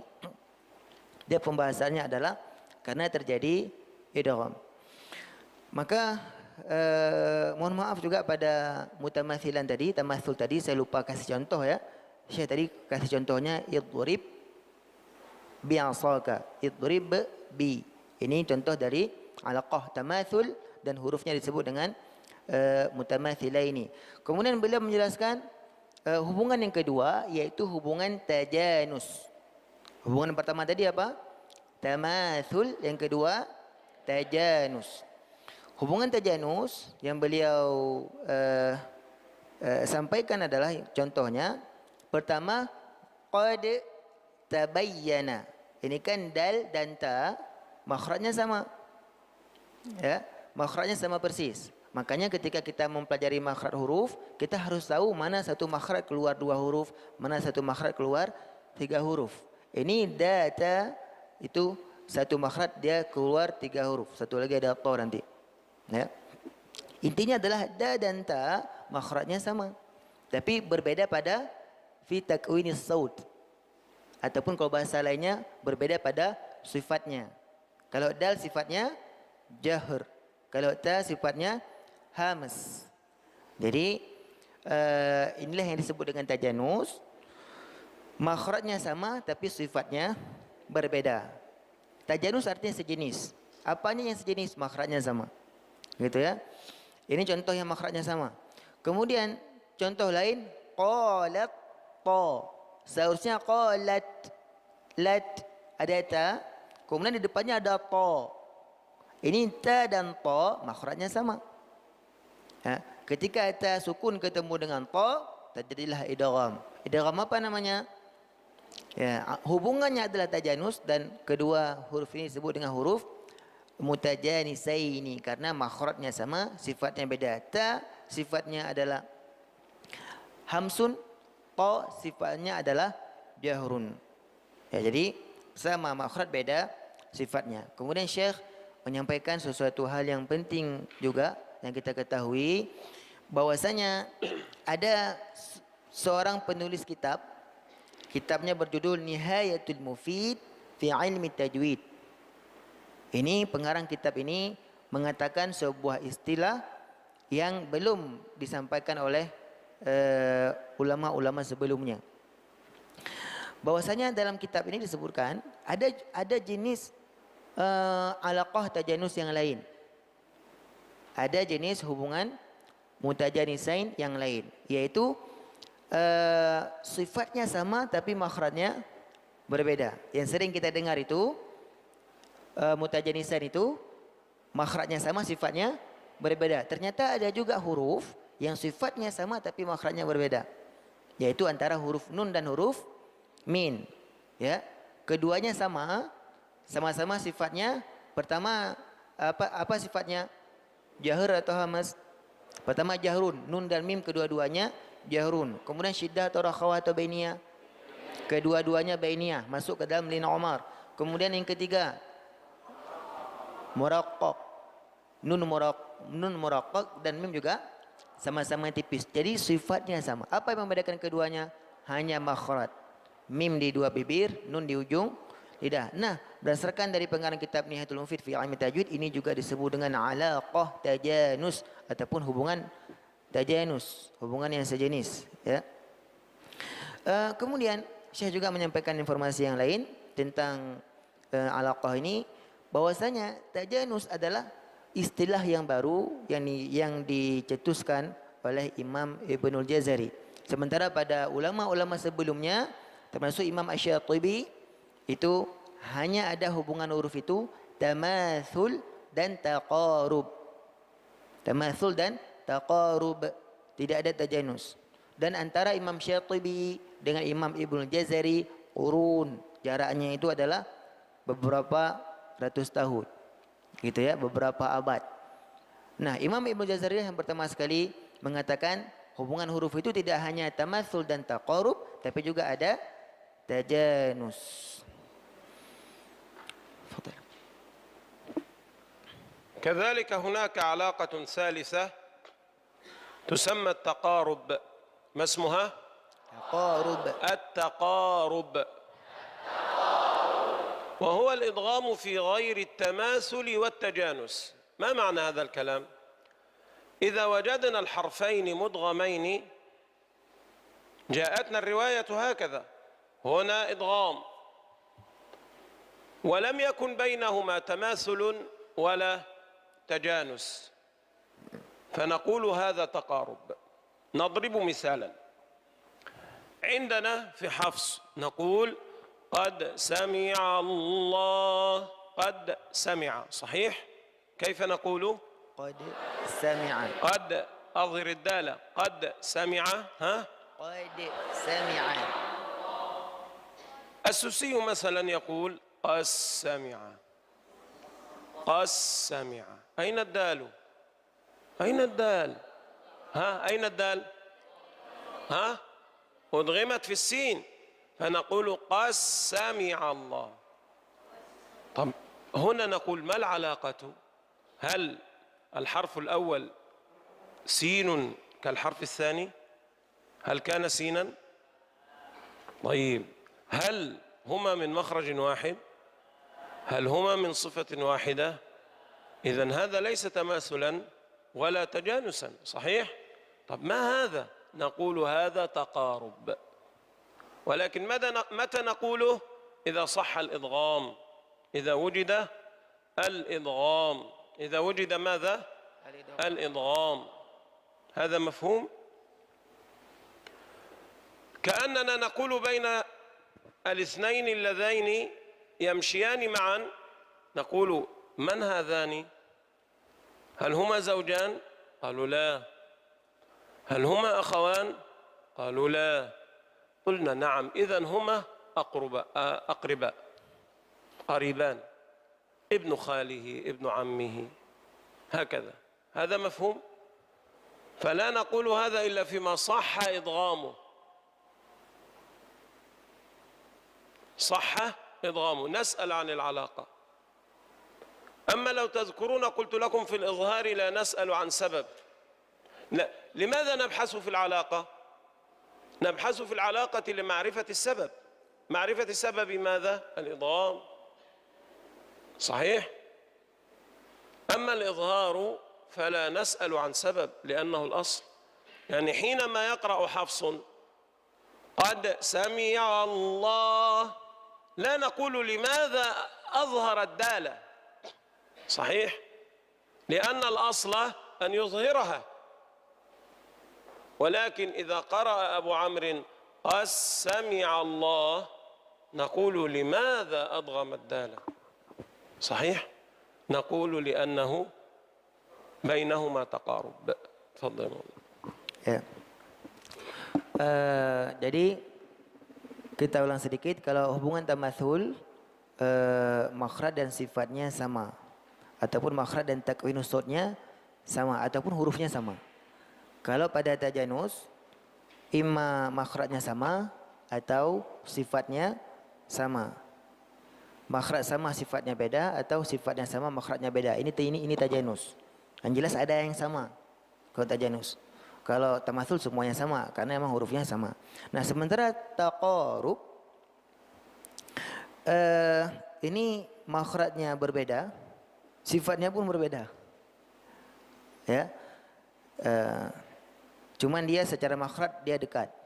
Ya. Cuman Syekh mengatakan taqarub ini hanya ada jika idgham. Hubungan taqarub ini hanya ada jika ada idgham. Dan ada idgham itu jika sahih dalam riwayat. Ini ukuran dari hubungan taqarub. Saya ulang sekali lagi, hubungan taqarub ada jika ada terjadi idgham yang sah secara riwayat. Kalau ada riwayat yang mengidghamkan satu huruf dengan huruf yang lainnya, ketika kita cari alasan hubungan tamatsul tidak ada, hubungan tajanus tidak ada, berarti hubungan yang kedua adalah hubungan kedua adalah taqarub. Nah, beliau membuat sebuah contoh, ya, sebuah analogi. Ya, lagi-lagi beliau kasih kita analogi supaya mudah mengingatnya. Contohnya ada seorang laki-laki dan seorang perempuan jalan. Ya, maka kita tanya, apa hubungan keduanya? Apakah keduanya suami istri? Jawabannya bukan. Apakah keduanya ayah dan anak? Jawabannya adalah bukan. Oh, berarti mereka orang dekat. Maka jalan berdua gitu ya. Jadi kalau nggak ada hubungan tamatsul, nggak ada hubungan tajanus, maka jawabannya adalah hubungannya adalah dekat. Gitu ya.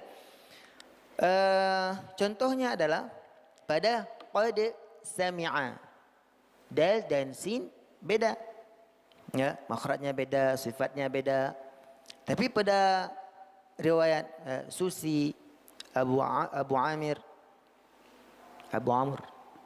Amr itu dibaca idgham. Qad sami'a. Danya kemana? Sudah didghamkan ke dalam sin. Apa hubungan antara dal dan sin? Tamatsul bukan. Ya, bedalah dal sama sin. Tajanus juga bukan. Apa juga? Berarti jawabannya adalah dekat. Ya, walaupun kita bacanya qad sami'a, tapi dalam riwayat lain, dalam qiraat lain itu ada yang mengidghamkannya, berarti itu hubungannya adalah taqarub. إذن العلاقات ثلاثة: تماثل وتجانس وتقارب. تماثل، تجانس، تقارب. هذه تكون العلاقات التي بين المدغمين، علاقات بين المدغمين، بين الحرفين المدغمين. ولكن البيت الذي ذكره الإمام الشاطبي رحمه الله نص على القاعدة في التماثل، يعني القاعدة المضطردة هي التماثل، وما أول المثلين فيه مسكن فلا بد من إدغامه متمثلا. نستطيع أن نخرج من هذا البيت قاعدة نقول فيها الحرف الساكن ظاهر دائما، يعني إذا وجدت حرفا ساكنا سكون فهذا حكمه الإظهار دائما، لا تفكر في هذا أصل، ولا يدغم إلا بمثله. متى يدغم؟ إذا جاء بعده مثله. واضح الكلام؟ الحرف الساكن ظاهر دائما حكمه الإظهار، ولا يدغم إلا بمثله. إذا جاء بعده مثله تماما يدغم فيه، إلا حروف المد فإنها لا تدغم. حروف المد الواو التي قبلها الضم، الساكنة التي قبلها ضم، والياء الساكنة التي قبلها كسر، والألف، هذه حروف المد الثلاثة لا تدغم. كيف؟ إلا الذين آمنوا، هذه واو مد صحيح، وعملوا، هل ندغم؟ نقول آمنوا وعملوا، لا ندغم. آمنوا وعملوا، كيف؟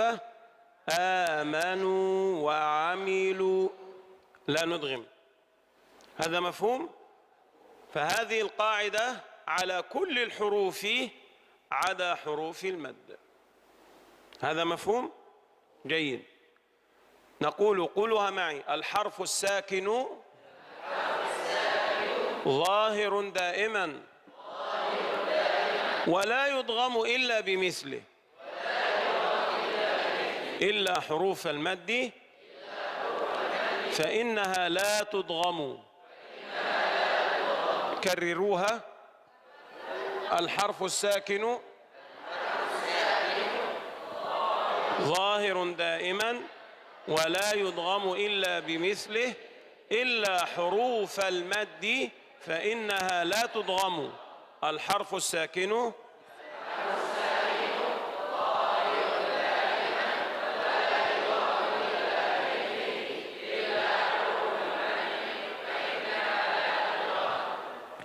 بناء على هذا، على هذه القاعدة، فإن كل حرف يدور بين حكمين.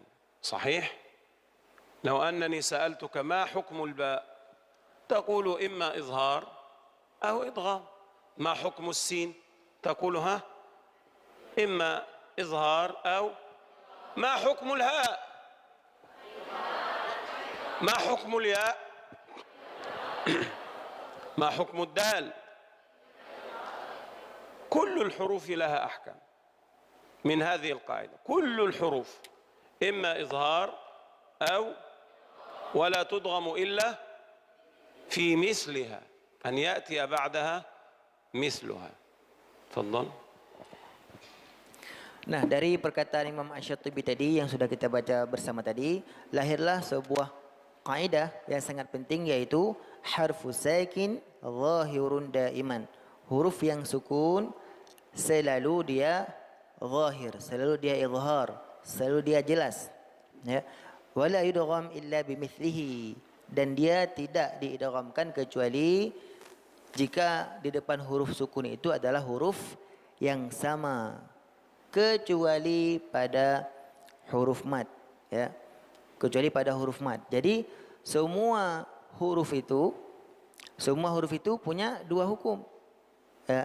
Misalnya kita sebutkan huruf apa, misalnya ba, dia bisa zahir, bisa izhar, bisa idgham. Apapun kita sebut huruf, dia bisa izhar dan bisa idgham, ya. Karena jika dia sukun ketemu huruf yang sama, apapun hurufnya dia menjadi idgham. Ya. Kecuali huruf mad. Huruf mad apa saja huruf mad? Alif sebelumnya fathah, waw sebelumnya waw sukun sebelumnya dhammah, ya sukun sebelumnya kasrah. Ini huruf mad.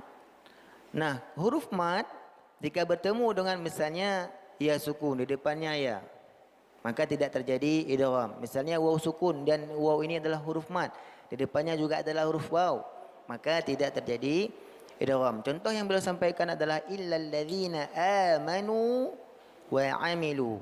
Nu itu di ujung dari nu ini ada waw sukun, di depannya wa, maka huruf mad ini, waw sukun ini tidak masuk ke dalam huruf waw di depannya. Walaupun tadi dikatakan kalau ada huruf sukun bertemu dengan huruf yang sama jadi idgham, tapi pada huruf mad tidak terjadi idgham. Ini tetap dibaca amanu wa amilu, amanu wa amilu. Dia tetap panjang, tidak amanu wa amilu, tidak. Itu salah. Jadi dia tetap panjang. Dan ini berlaku selain huruf mad, berlaku pada semua huruf itu baik dia izhar maupun dia idgham. ذلك بما عصوا وكانوا.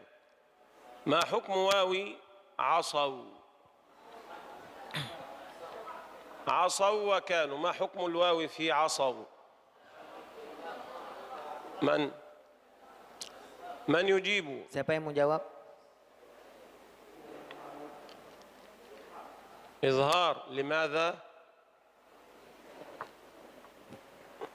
مع أنك قلت عصوا وكانوا. Kenapa izhar? هذه إدغام لأنها ليست مدا.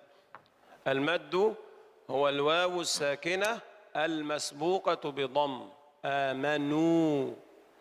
أما عصوا فهذه واو لين فتدغم، نقول عصوا وكانوا. كيف؟ عصوا وكانوا. كيف؟ عصوا وكانوا. نعم. إذن القاعدة كما اتفقنا لكل حرف كم حكم؟ اثنين. حكمان. لكل حرف حكمان. لكل حرف حكمان. وفي كم حرف يضغم؟ إذا أدغم في كم يضغم؟ في كم؟ Jika ada huruf sukun, didghamkan kepada berapa huruf? في مثله. في مثله. القاعدة تقول ولا يضغم إلا بمثله. إذا في كم حرفا يضغم؟ في حرف واحد. في حرف واحد. يبقى القاعدة له حكمان ويضغم في حرف. القاعدة له حكمان ويضغم. هناك بعض الحروف خرجت عن هذه القاعدة. ما معنى خرجت؟ صحت روايتها بما يخالف هذه القاعدة. أقول يا جماعة الخير، هل قرئ القرآن أولا أم قعدت القواعد أولا؟ قرئ أولا على التقليد، ونقل الصحابة من رسول الله والتابعون من الصحابة والسلف من التابعين وهكذا، إلى أن جاء عصر التدوين ودونت وقعدت أحكام هذه التلاوة. فتوضع القاعدة ثم نفاجأ بأن الرواية الصحيحة تأتي على خلاف هذا، ولكن تكون المخالفة قليلة. يعني لا أضع قاعدة تشمل حرفين مثلا وأجد 26 حرفا يخالفون هذه القاعدة، إذن ليست قاعدة. صحيح؟ نقول هذا مثلا في أي دولة ما، نقول هذه دولة إسلامية كل شعبها مسلمون إلا 99% منهم غير مسلمين. هذا كلام مستقيم؟ هذا كلام لا يفهم، كلام لا فهم فيه. صحيح؟ فالقاعدة تشمل الأكثرين ويخرج عنها القليلون. فما الحروف التي خرجت عن هذه القاعدة؟ يقول هناك بعض الحروف صحت رواياتها بما يخالف هذه القاعدة قليلا، وورد هذا في رواية حفص مع 8 أحرف. هنا نخص حفصا بالكلام.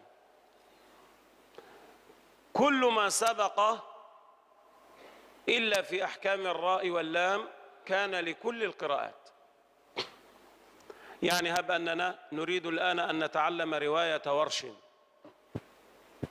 سنجد ما درسناه في المادة الصوتية هو، وما درسناه في كيفية الاعتراض هو، وما درسناه في مكان الاعتراض المخارج هو، وما درسناه في الحجم يختلف قليلا مع الراء واللام، فمرة يرقق ما نفخم ومرة يفخم ما نرقق، تختلف قليلا.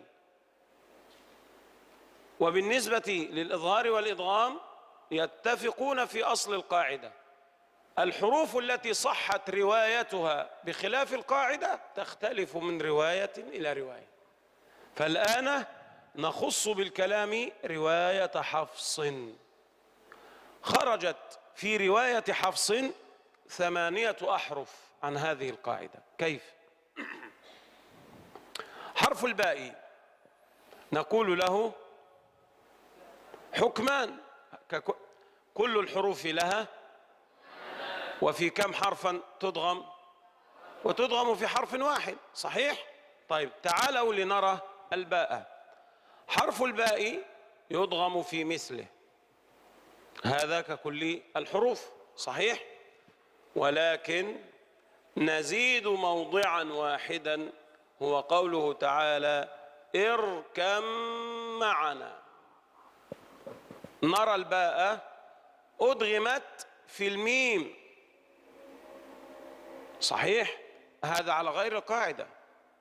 القاعدة تقول الباء تدغم في الباء وفقط، ولكن صحت القاعدة هنا صحت الرواية هنا في رواية حفص بأنه أدغم الباء في الميم. هناك غيره من يقول اركب معنا، وهي صحيحة أيضا، غير حفص يقول اركب معنا، صحيح؟ أما حفص فيقول اركم معنا. كيف؟ اركم معنا، وهو تجانس، العلاقة بين هذين تجانس. إذن الباء مشى مع القاعدة في القرآن كله إلا عند هذه الكلمة فخرج وأدغم مع الميم، فلذلك نقول عنه خروجا، هو خروج يسير ليس كبيرا. طب لماذا قسمنا يسير وكبير؟ لأن اليسير لا نبوب له. هل وجدنا في كتب التجويد بابا يقول باب الباء الساكنة؟ يوجد هذا؟ لا يوجد. هل وجدنا باب الدال الساكنة؟ ما وجدنا. لماذا؟ لأنه قليل ليس كثيرا. أما الحروف التي ستخرج خروجا كبيرا هذه لابد لها من تبويب، وهذا سيأتي. ترجم ولا نكمل الحروف وتقولها كلها؟ ترجم. طيب يلا بسم الله. Nah, beliau mengatakan sebuah kaidah umum yang sebelumnya sudah dijelaskan, bahwasanya setiap huruf yang sukun zahirun daiman, setiap huruf sukun itu selalu dia izhar. Kapan dia tidak diidghamkan kecuali pada kalau huruf sukun itu bertemu dengan huruf yang sama. Sehingga setiap satu huruf apapun dia memiliki dua hukum ketika sukun. Pertama dia izhar, kedua dia idgham. Pada berapa huruf sukun itu diidghamkan? Jawabannya kepada satu huruf. Karena huruf sukun tidak diidghamkan pada huruf yang sama, berarti kalau hurufnya beda tidak terjadi idgham. Dan ini adalah kaidah umumnya. Jadi kaidah umumnya setiap satu huruf punya dua hukum. Apa saja hukumnya? Izhar kalau enggak bertemu dengan huruf yang sama, yang kedua idgham kalau bertemu dengan huruf yang sama. Ini disebut dengan dua hukum. Kemudian kaidah berikutnya wa idghamu fi harfin wahidin, dia didghamkan pada satu huruf yaitu huruf yang sama. Kemudian dari kaidah umum ini Syekh bertanya, Al-Quran itu duluan dibaca atau duluan ada kaidahnya? Duluan dibaca, kaidah baru diletakkan oleh ulama belakangan. Karena Al-Quran itu duluan dibaca sementara kaidah itu dibuat belakangan, maka realitanya adalah tidak semua kaidah mencakupi semua yang ada pada qiraah. Ya, artinya ada pengecualian. Ya. Cuman yang namanya kaidah itu adalah selalu dibangun atas dasar mayoritas ataupun atas dasar kebanyakan. Ya, tidak mungkin juga dibuat kaidah yang kaidah itu menyalahi yang banyak, itu tidak mungkin. Ya, misalnya kita mengatakan negara Indonesia ini adalah negaranya Muslim. Ya, berarti penduduknya mayoritas umat Islam Muslim.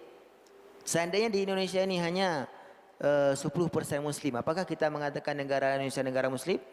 Ini salah, ini kaidahnya salah. Di secara kaidah, secara umum, apapun riwayatnya, itu setiap huruf punya dua hukum. Dia idhar ataupun idgham.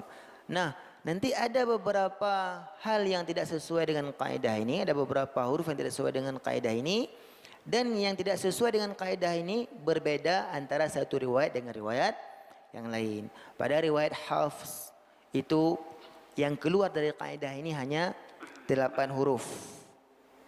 Yang keluar dari kaidah umum tadi hanya 8 huruf. Yang pertama yang beliau jelaskan adalah huruf ba. Huruf ba punya dua hukum, izhar dan idgham, dan tidak didghamkan kecuali dengan ba. Tapi dalam riwayat Hafs di sini Syekh memberikan contoh irkam ma'ana. Seharusnya kan irkab ma'ana, ba dengan mim beda. Sementara kaidah umum mengatakan kalau hurufnya beda tidak idgham, tapi dalam riwayat Hafs ini idgham. Jadi dibaca irkam ma'ana. Ya, ini khusus pada riwayat Hafs. Nanti pada riwayat yang lain ada yang baca irkab ma'ana. Apakah betul? Betul, tapi riwayat lain. Sementara dalam riwayat yang kita baca irkam ma'ana. Dan ini satu huruf yang sudah keluar dari kaidah umum tadi. Fadhil. الحرف الثاني هو التاء.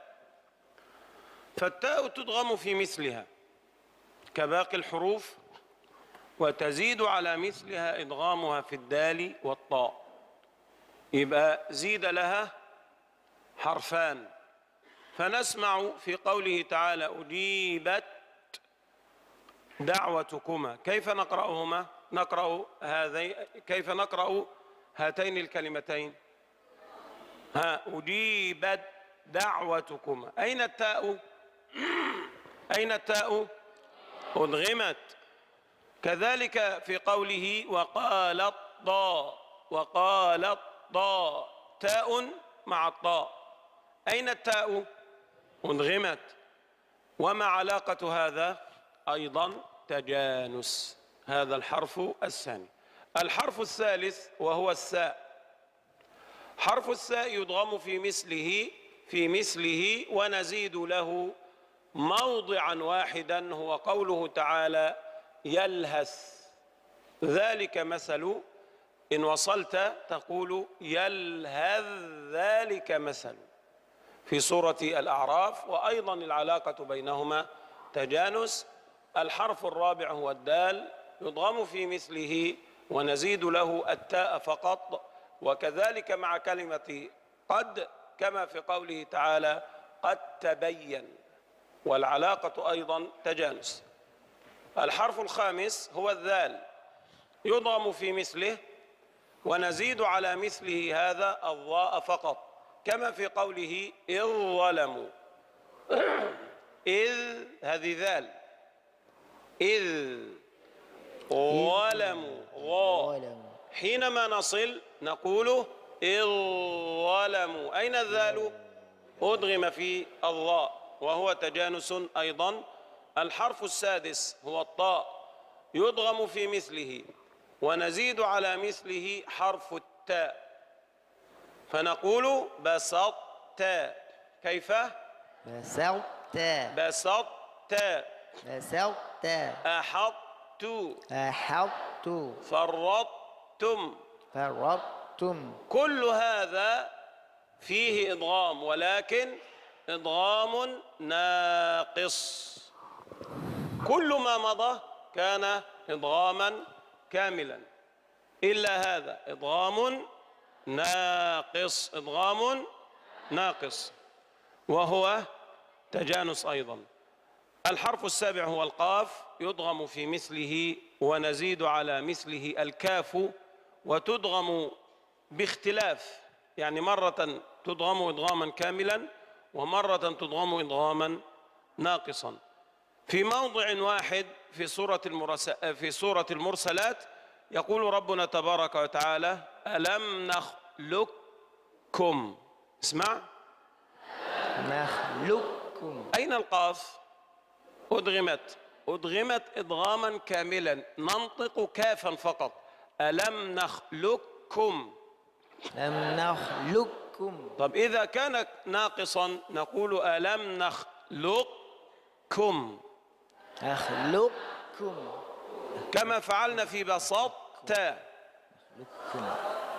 نقول ألم نخلقكم. لم نخلقكم. والوجه المقدم هو الإدغام الكامل أيضا. ألم نخلقكم. ألم نخلقكم. لم نخلقكم. نعم. الحرف الثامن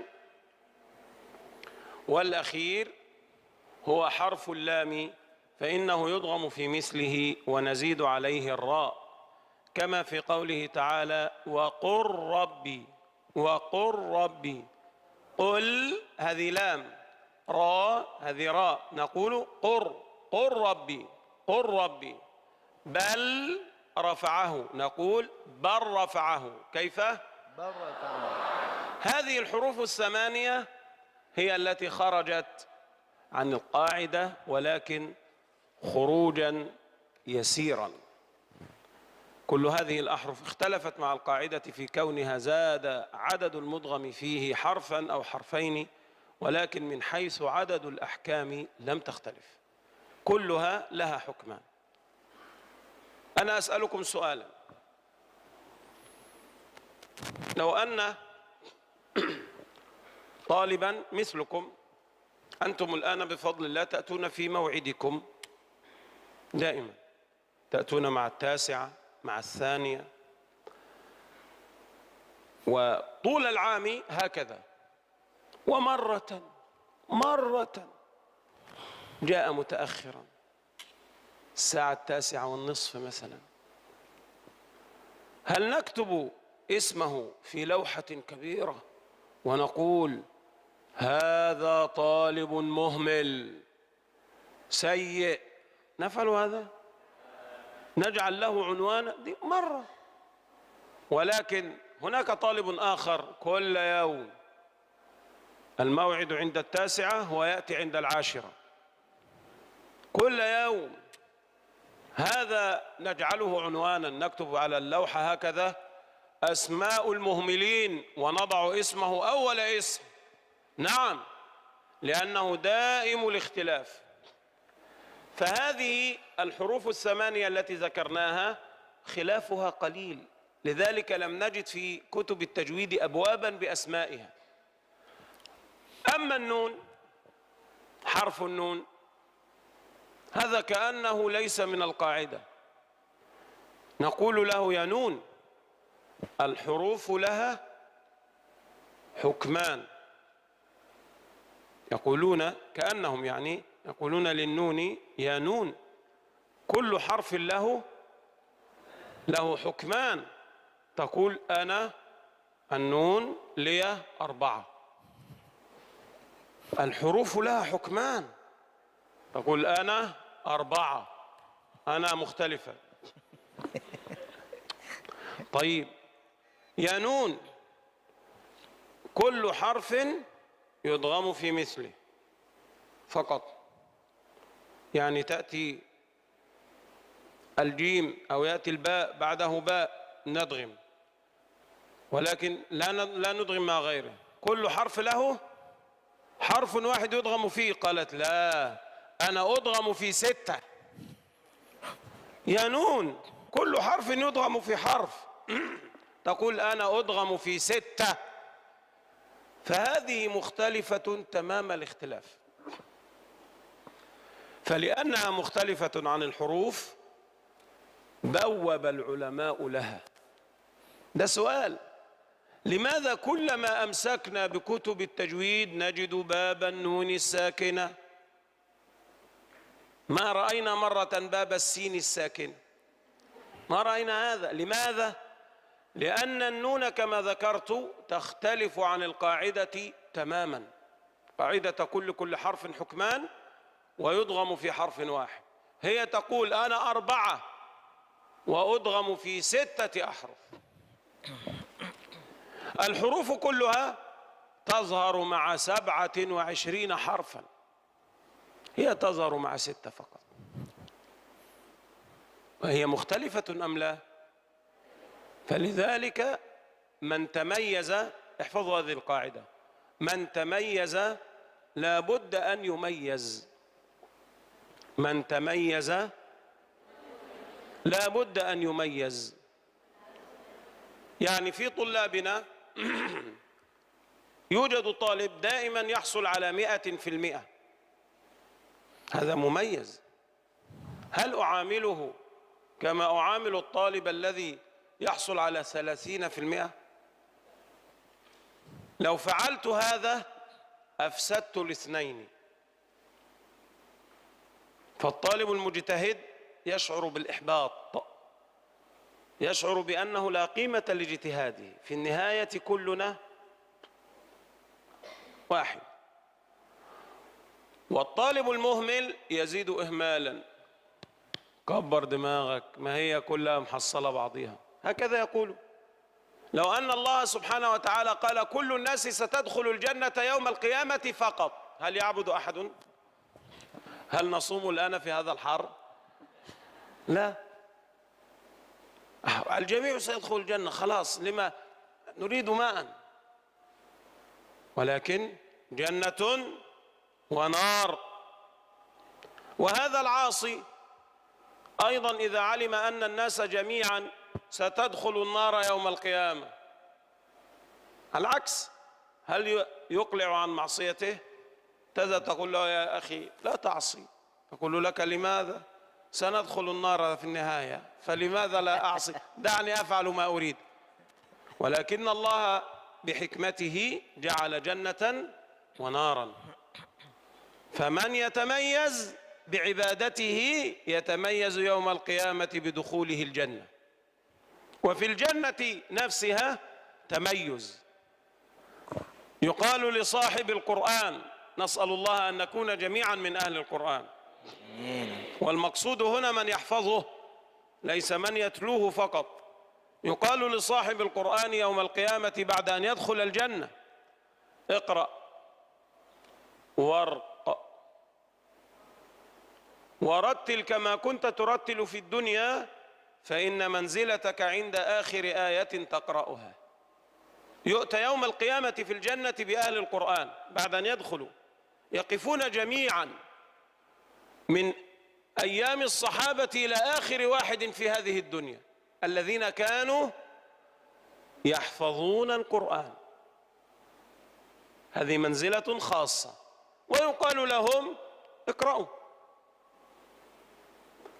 كلما قرأت آية واحدة تقول أنت هنا الحمد لله رب العالمين، تصبح هنا الرحمن الرحيم، هكذا مالك يوم الدين، هكذا إلى أن تقول من الجنة والناس، فتكون في أعلى درجات الجنة، أعلى درجة في الجنة.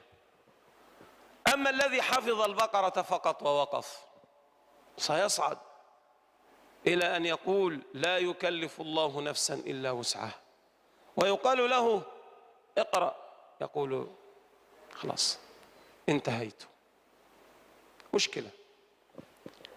نسأل الله أن يحفظنا جميعا كلامه، لأنه للأسف أرى كثيرا من طلاب العلم يعزفون عن حفظ القرآن، يكتفون بتعلم تلاوته فقط ولا يحاولون حفظه، خلاص. ويعتمد على أن الجمهور الآن أصبح يجهل أصلا كلام الله، فصار شيخا وهو لا يحفظ. فلما يحفظ؟ احفظ لآخرتك، احفظ لهذا اليوم، اجتهد في حفظ الكتاب حتى إذا جئت يوم القيامة وقيل لك: اقرأ وارق ورتل كما كنت ترتل في الدنيا، تكون مع المقرئين إلى أن ينتهوا، إلى أن يكونوا في أعلى درجات. وهل يعقل يوم القيامة أن يؤتى لك بمصحف؟ يقولون لك: خذ هذا المصحف اقرأ منه، تساوى الناس، ولكن تقرأ من قلبك. فنسأل الله أن يملأ قلوبنا بكلامه. آمين. كسر الكلام ولكن من أول التاء. نعم.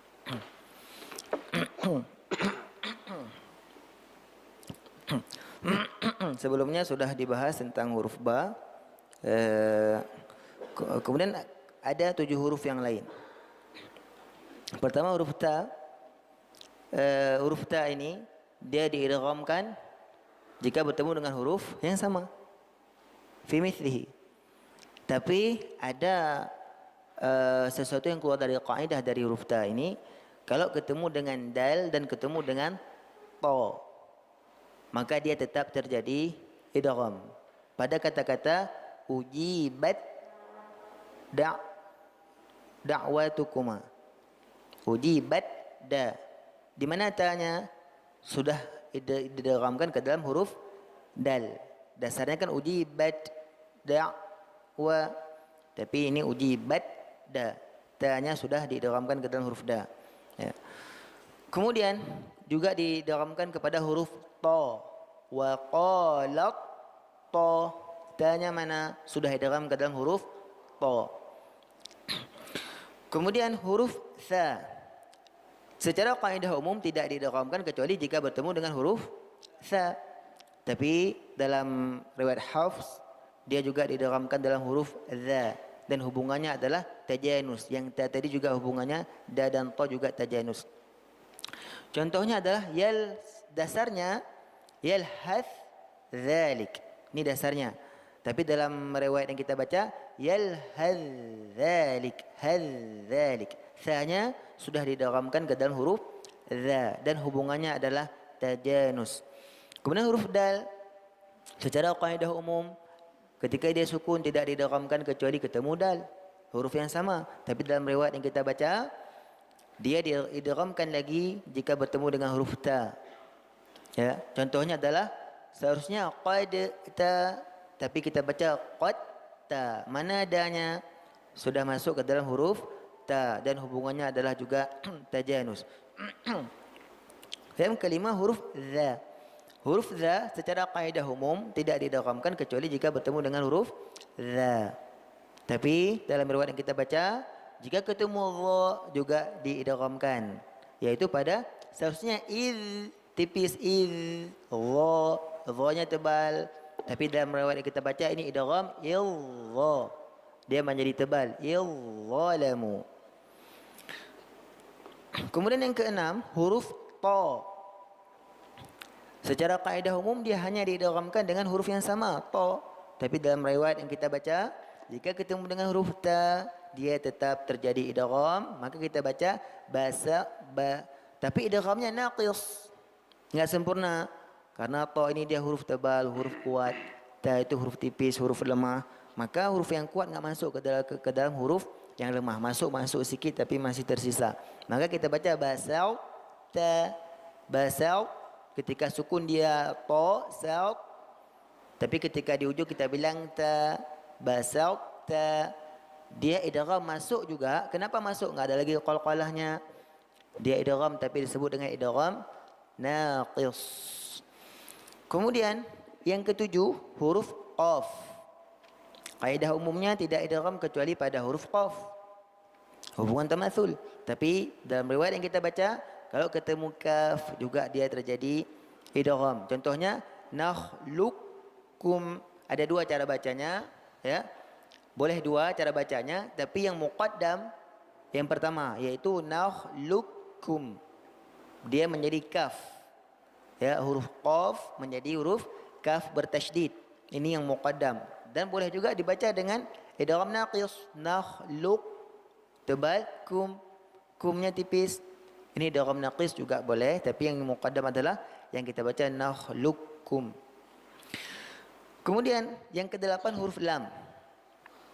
Dia ketika sukun hanya didghamkan pada huruf lam, tapi pada riwayat yang kita baca kalau ketemu ra juga dia menjadi idgham. Contohnya qur rabbi, qur rabbi. Nah ini 8 huruf ini, huruf ba, ta, tha, da, za, ta, qa, la, huruf lam. Ini semuanya sesuatu yang dikecualikan. Dan yang namanya pengecualian itu selalu dia jumlah perbedaannya sedikit. Kalau beda dengan kaidah umumnya banyak, ini enggak disebut dengan pengecualian, tapi dia punya kaidah sendiri. Misalnya yang Syekh sampaikan tadi, huruf nun. Huruf nun ini enggak bisa disebut dengan pengecualian karena bedanya banyak kali. Ya. Sementara huruf yang 8 tadi bedanya sedikit. Paling didghamkan ditambah 1, ditambah 2. Ya. Yang tambah 2 pun enggak banyak, tambah 2 cuma huruf ta. Yang lain ditambah 1 kan? Jadi kalau huruf nun ini dia perbedaannya sangat banyak sehingga dia tidak bisa disebut pengecualian, tapi dia harus dibuat kaidah sendiri. Misalnya yang Syekh sampaikan tadi, huruf nun pada huruf yang lain hukum itu cuma 2. Pada huruf yang lain hukum itu cuma 2, izhar dan idgham. Tapi kalau nun punya hukumnya 4. Ini beda jauh. Kemudian pada huruf yang lain hanya diidghamkan pada satu huruf yang sama. Tapi pada huruf nun sukun dia diidghamkan pada 6 huruf. Jauh. Yang lain 1 huruf, ya, yang kecuali pun 2 huruf. Kalau nun punya 6 huruf, dia banyak. Kemudian kapan huruf lain diizharkan? Pada 27 huruf. Pada 27 huruf. Karena kan diidghamkan pada 1 huruf, berarti sisa 27. Jadi huruf yang lain diizharkan pada 27 huruf. Sementara pada huruf nun diizharkan hanya pada 6 huruf. Jadi antara 27 sama 6 ini sebuah perbedaan yang sangat jauh. Oleh karena itu, kalau kita membuka buku kitab-kitab tajwid, kita akan menemukan bab hukum nun sukun atau tanwin. Dia punya bab sendiri karena bedanya banyak. Dan tidak pernah kita melihat dalam buku kitab tajwid bab sa sukun, bab ba sukun, tidak ada. Ya, karena dia pengecualian. Kemudian beliau mengambil sebuah hikmah, ya saya coba singkat apa yang beliau sampaikan. Hikmahnya adalah ketika nun ini berbeda dengan huruf-huruf yang lain, muncul sebuah kaidah, man tamayyaza labudda an yumayyaz. Barang siapa yang berbeda, maka dia harus dibedakan. Beliau membuat sebuah analogi, jika ada pelajar, dia kalau ujian selalu dapat nilainya 100, mi'ah fil mi'ah. Dia dapat nilai 100. Sementara ada pelajar lain selalu dapat nilai 30. Maka antara yang 100 dengan 30 tidak boleh disamakan. Ya. Ini dalam dalam kehidupan di dunia.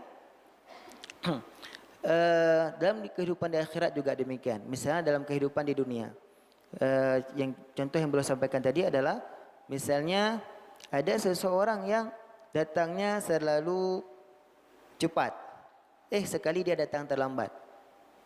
Maka tidak mungkin orang datang terlambat ini kita tulis besar-besar dia ini orang yang malas, karena dia cuma terlambat sekali. Tapi kalau orang datang, dia selalu terlambat. Kita mulai jam 9, dia selalu datang jam 10. Selalu seperti itu.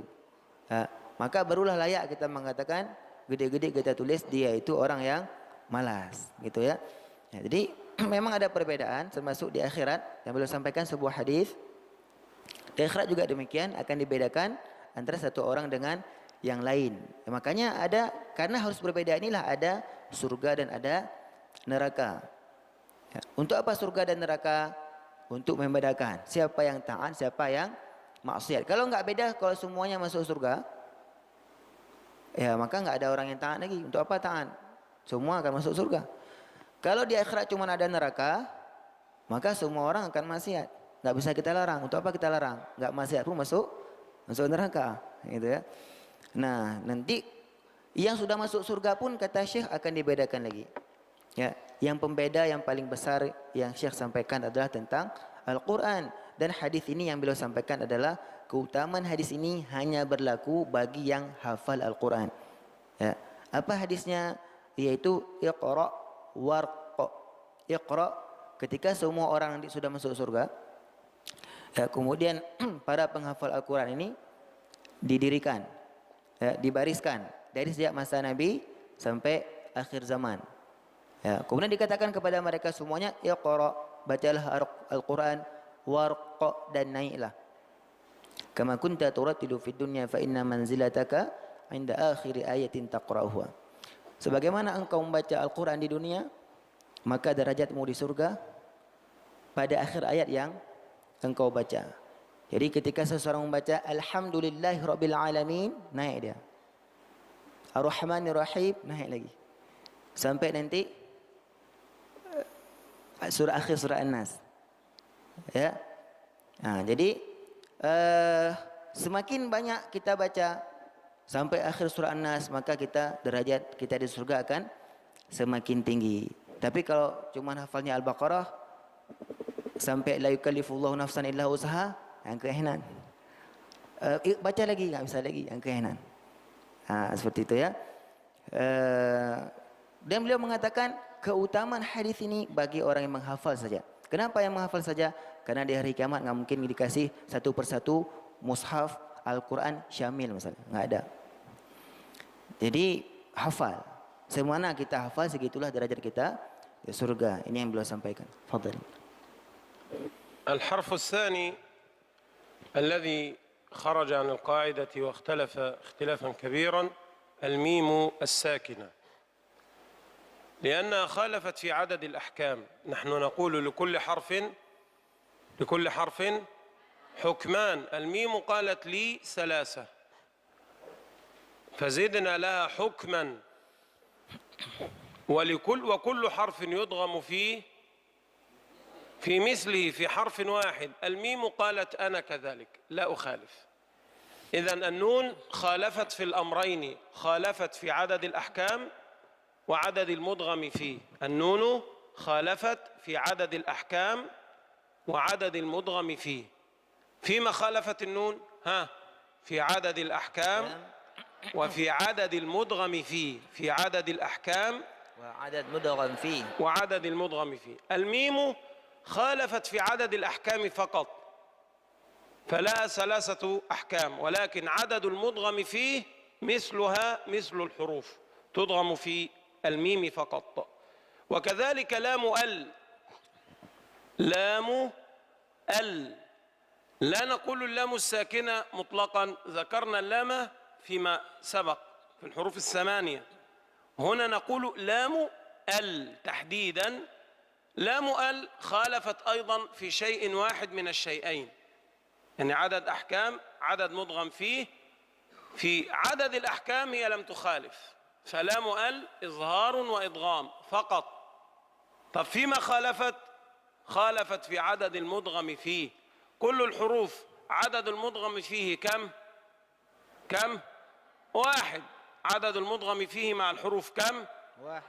هي لام ال تدغم في 14 حرفا، تدغم في نصف حروف العربية. أليس هذا اختلافا كبيرا؟ بلى.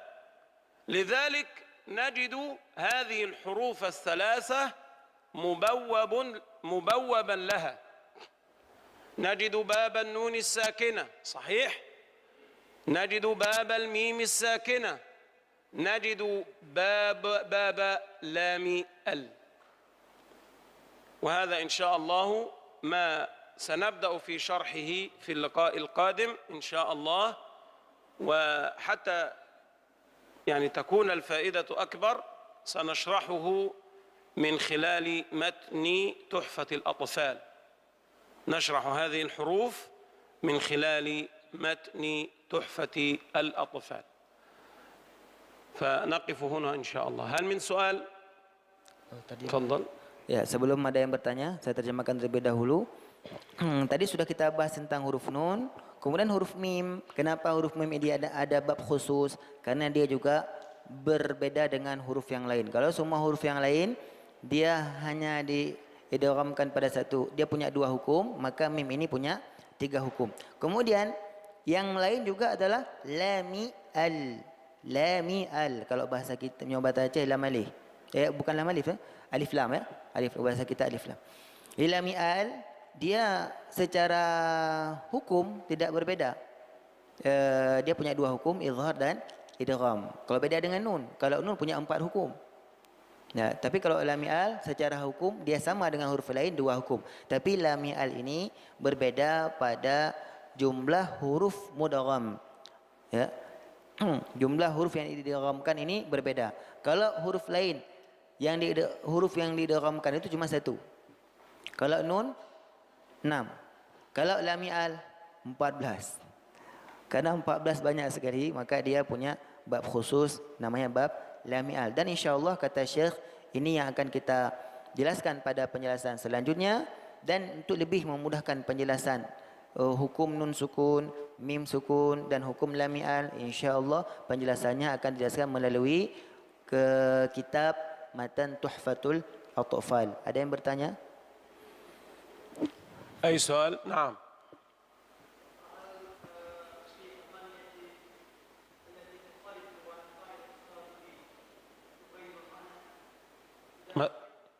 ماذا؟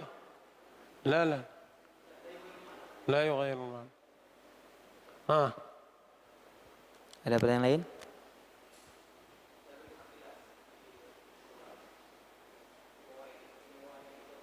ما له؟ لا يوجد عندنا اختلاس إلا أخطاء. حينما يقرأ زملاؤك ويختلسون سأقول لك هذا الاختلاس، عندنا لا يوجد، ولكن الاختلاس رواية. عندنا أمثلة للسكت، ما عندنا اختلاس في قراءتنا. تفهم؟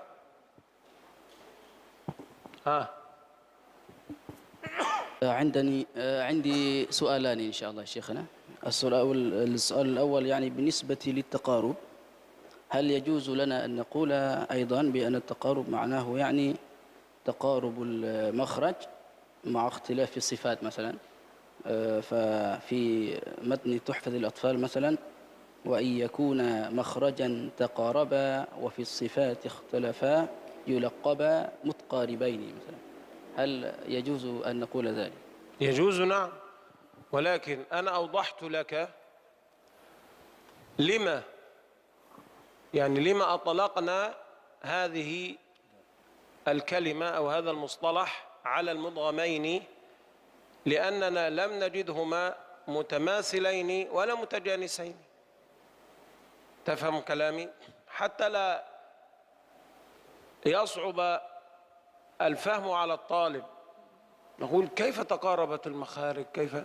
نقول إذا أدغمت وليس بمتماثل هذا سهل التعرف عليه، وليس بمتجانس أيضا سهل التعرف عليه. لماذا؟ لأن التماثل هو الاتحاد، يتحد الحرفان في مخرج وصفة، والتجانس أيضا اتحاد ولكن في شيء واحد، يعني مخرج واحد، ده واضح للطالب صحيح، وصفة واحدة هذا واضح للطالب.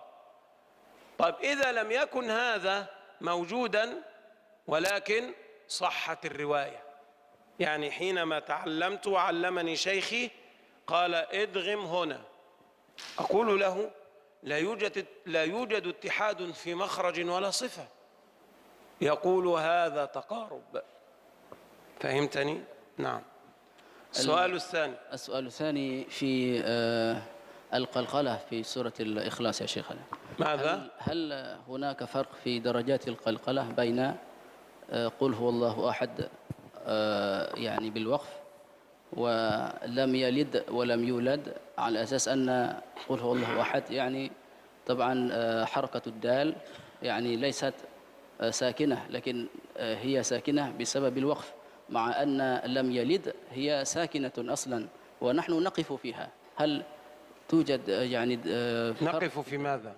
مثلا قل هو الله أحد وعندما نقول لم يلد ولم يولد نقف عند قال ابن الجزري وبينا مقلقلا إن سكن، وإن يكن في الوقف كان أبين. هذا البيت يوضح درجات القلقلة. هو لم يقل وقلقلا مقلقلا، لا قال بينا. هناك فرق بين أن أوجد الشيء وبين أن أبينه. يعني حينما أقول لك بين كتابك، هذا يعني أن الكتاب معك، صحيح؟ أما لو قلت لك ابحث عن كتابك أو أوجد كتابك، هذا يعني أن الكتاب ليس موجودا.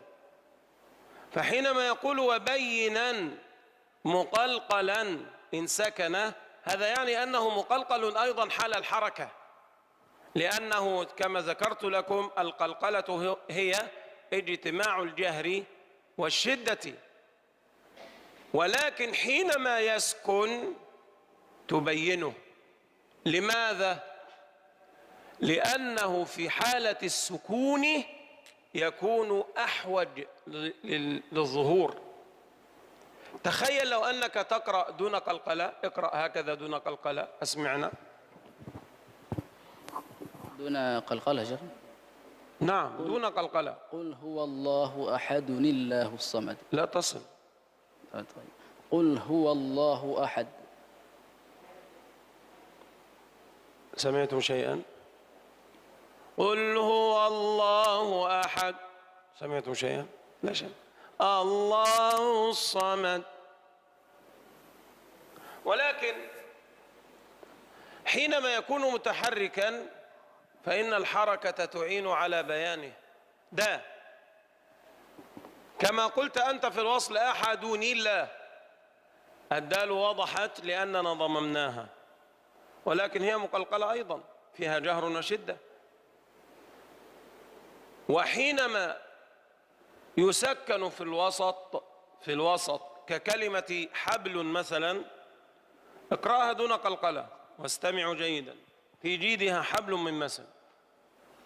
في جيدها حبل من مسد. سمعتم الباء أو فهمتم الباء أو لا؟ فهمناها، لم نسمعها كما ينبغي ولكن فهمناها. في جيدها حبل من مسد.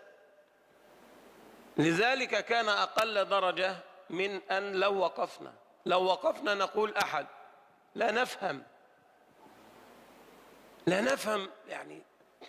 أما في وسط الكلمة فإن ما بعده وما قبله يعين على بيانه، ولكن علينا أن نبينه لأنه سكن. فقال وبينا مقلقلا سكن، وإن يكن في الوقف كان أبينا. عند الوقف نكون في أشد الحاجة لبيان هذه القلقلة لأنه دونها لا يفهم. أما حبل لم يسمع ولكن فهم. فهمت هذا التدرج؟ لذلك درجات القلقلة مشدد في الطرف، غير مشدد في الطرف، ساكن في الوسط، متحرك. عندك سؤال آخر؟ والساكن في الوقف يا شيخ ماذا؟ يعني هو مثلا حرف أصله ساكن لكن هو في الوقف عندما نقفه، هل يتبع يعني درجة نعم في الوسط. حينما أقف فهو واقف موقوف عليه. أنت تقصد لم يلد ولم يولد، فهذه لأنها جاءت وسط الكلام. طب قلها دون قلقلة، لم يلد ولم يولد، فهمت أكثر من لو أنني وقفت فقلت لم يلد. لعلي أقول لم يلج في غير القرآن، يعني لعلي أقول لم يلد يلج يعني يمر، يلد يعني من الولادة. نقول يلد، تعرفون ما أقول؟ بعضكم ظن أنها دال يلد، وبعضكم ظن أنها جيم يلج. فلذلك عند الوقف لا يفهم، فنكون في حاجة أكبر للقلقلة، لا نسمح. أما لو قرأها في الوسط يلد ولم يولد، هو خطأ أيضا ولكن فهم إلى حد ما، فهذا سر ترتيب القلقلة. نعم. هل من سؤال؟ نعم. للتأكيد فقط يعني كلمة عوجة هل يجوز لنا أن نقف بدون سكتة؟ الوقف عند الوصل، السكت عند الوصل. إذا كان ما فيش سكت، لا يوجد سكت مع الوقف. السكت حالة من حالات الوصل، السكت حالة من حالات الوصل، فلا نقول هل يجوز أن نقف دون سكت. إذا وقفت فلا سكت. نعم. سبحانك اللهم وبحمدك، نشهد أن لا إله إلا أنت، نستغفرك ونتوب إليك. أفواه تشرب من وحي الرحمن وربك يمنحها شهدا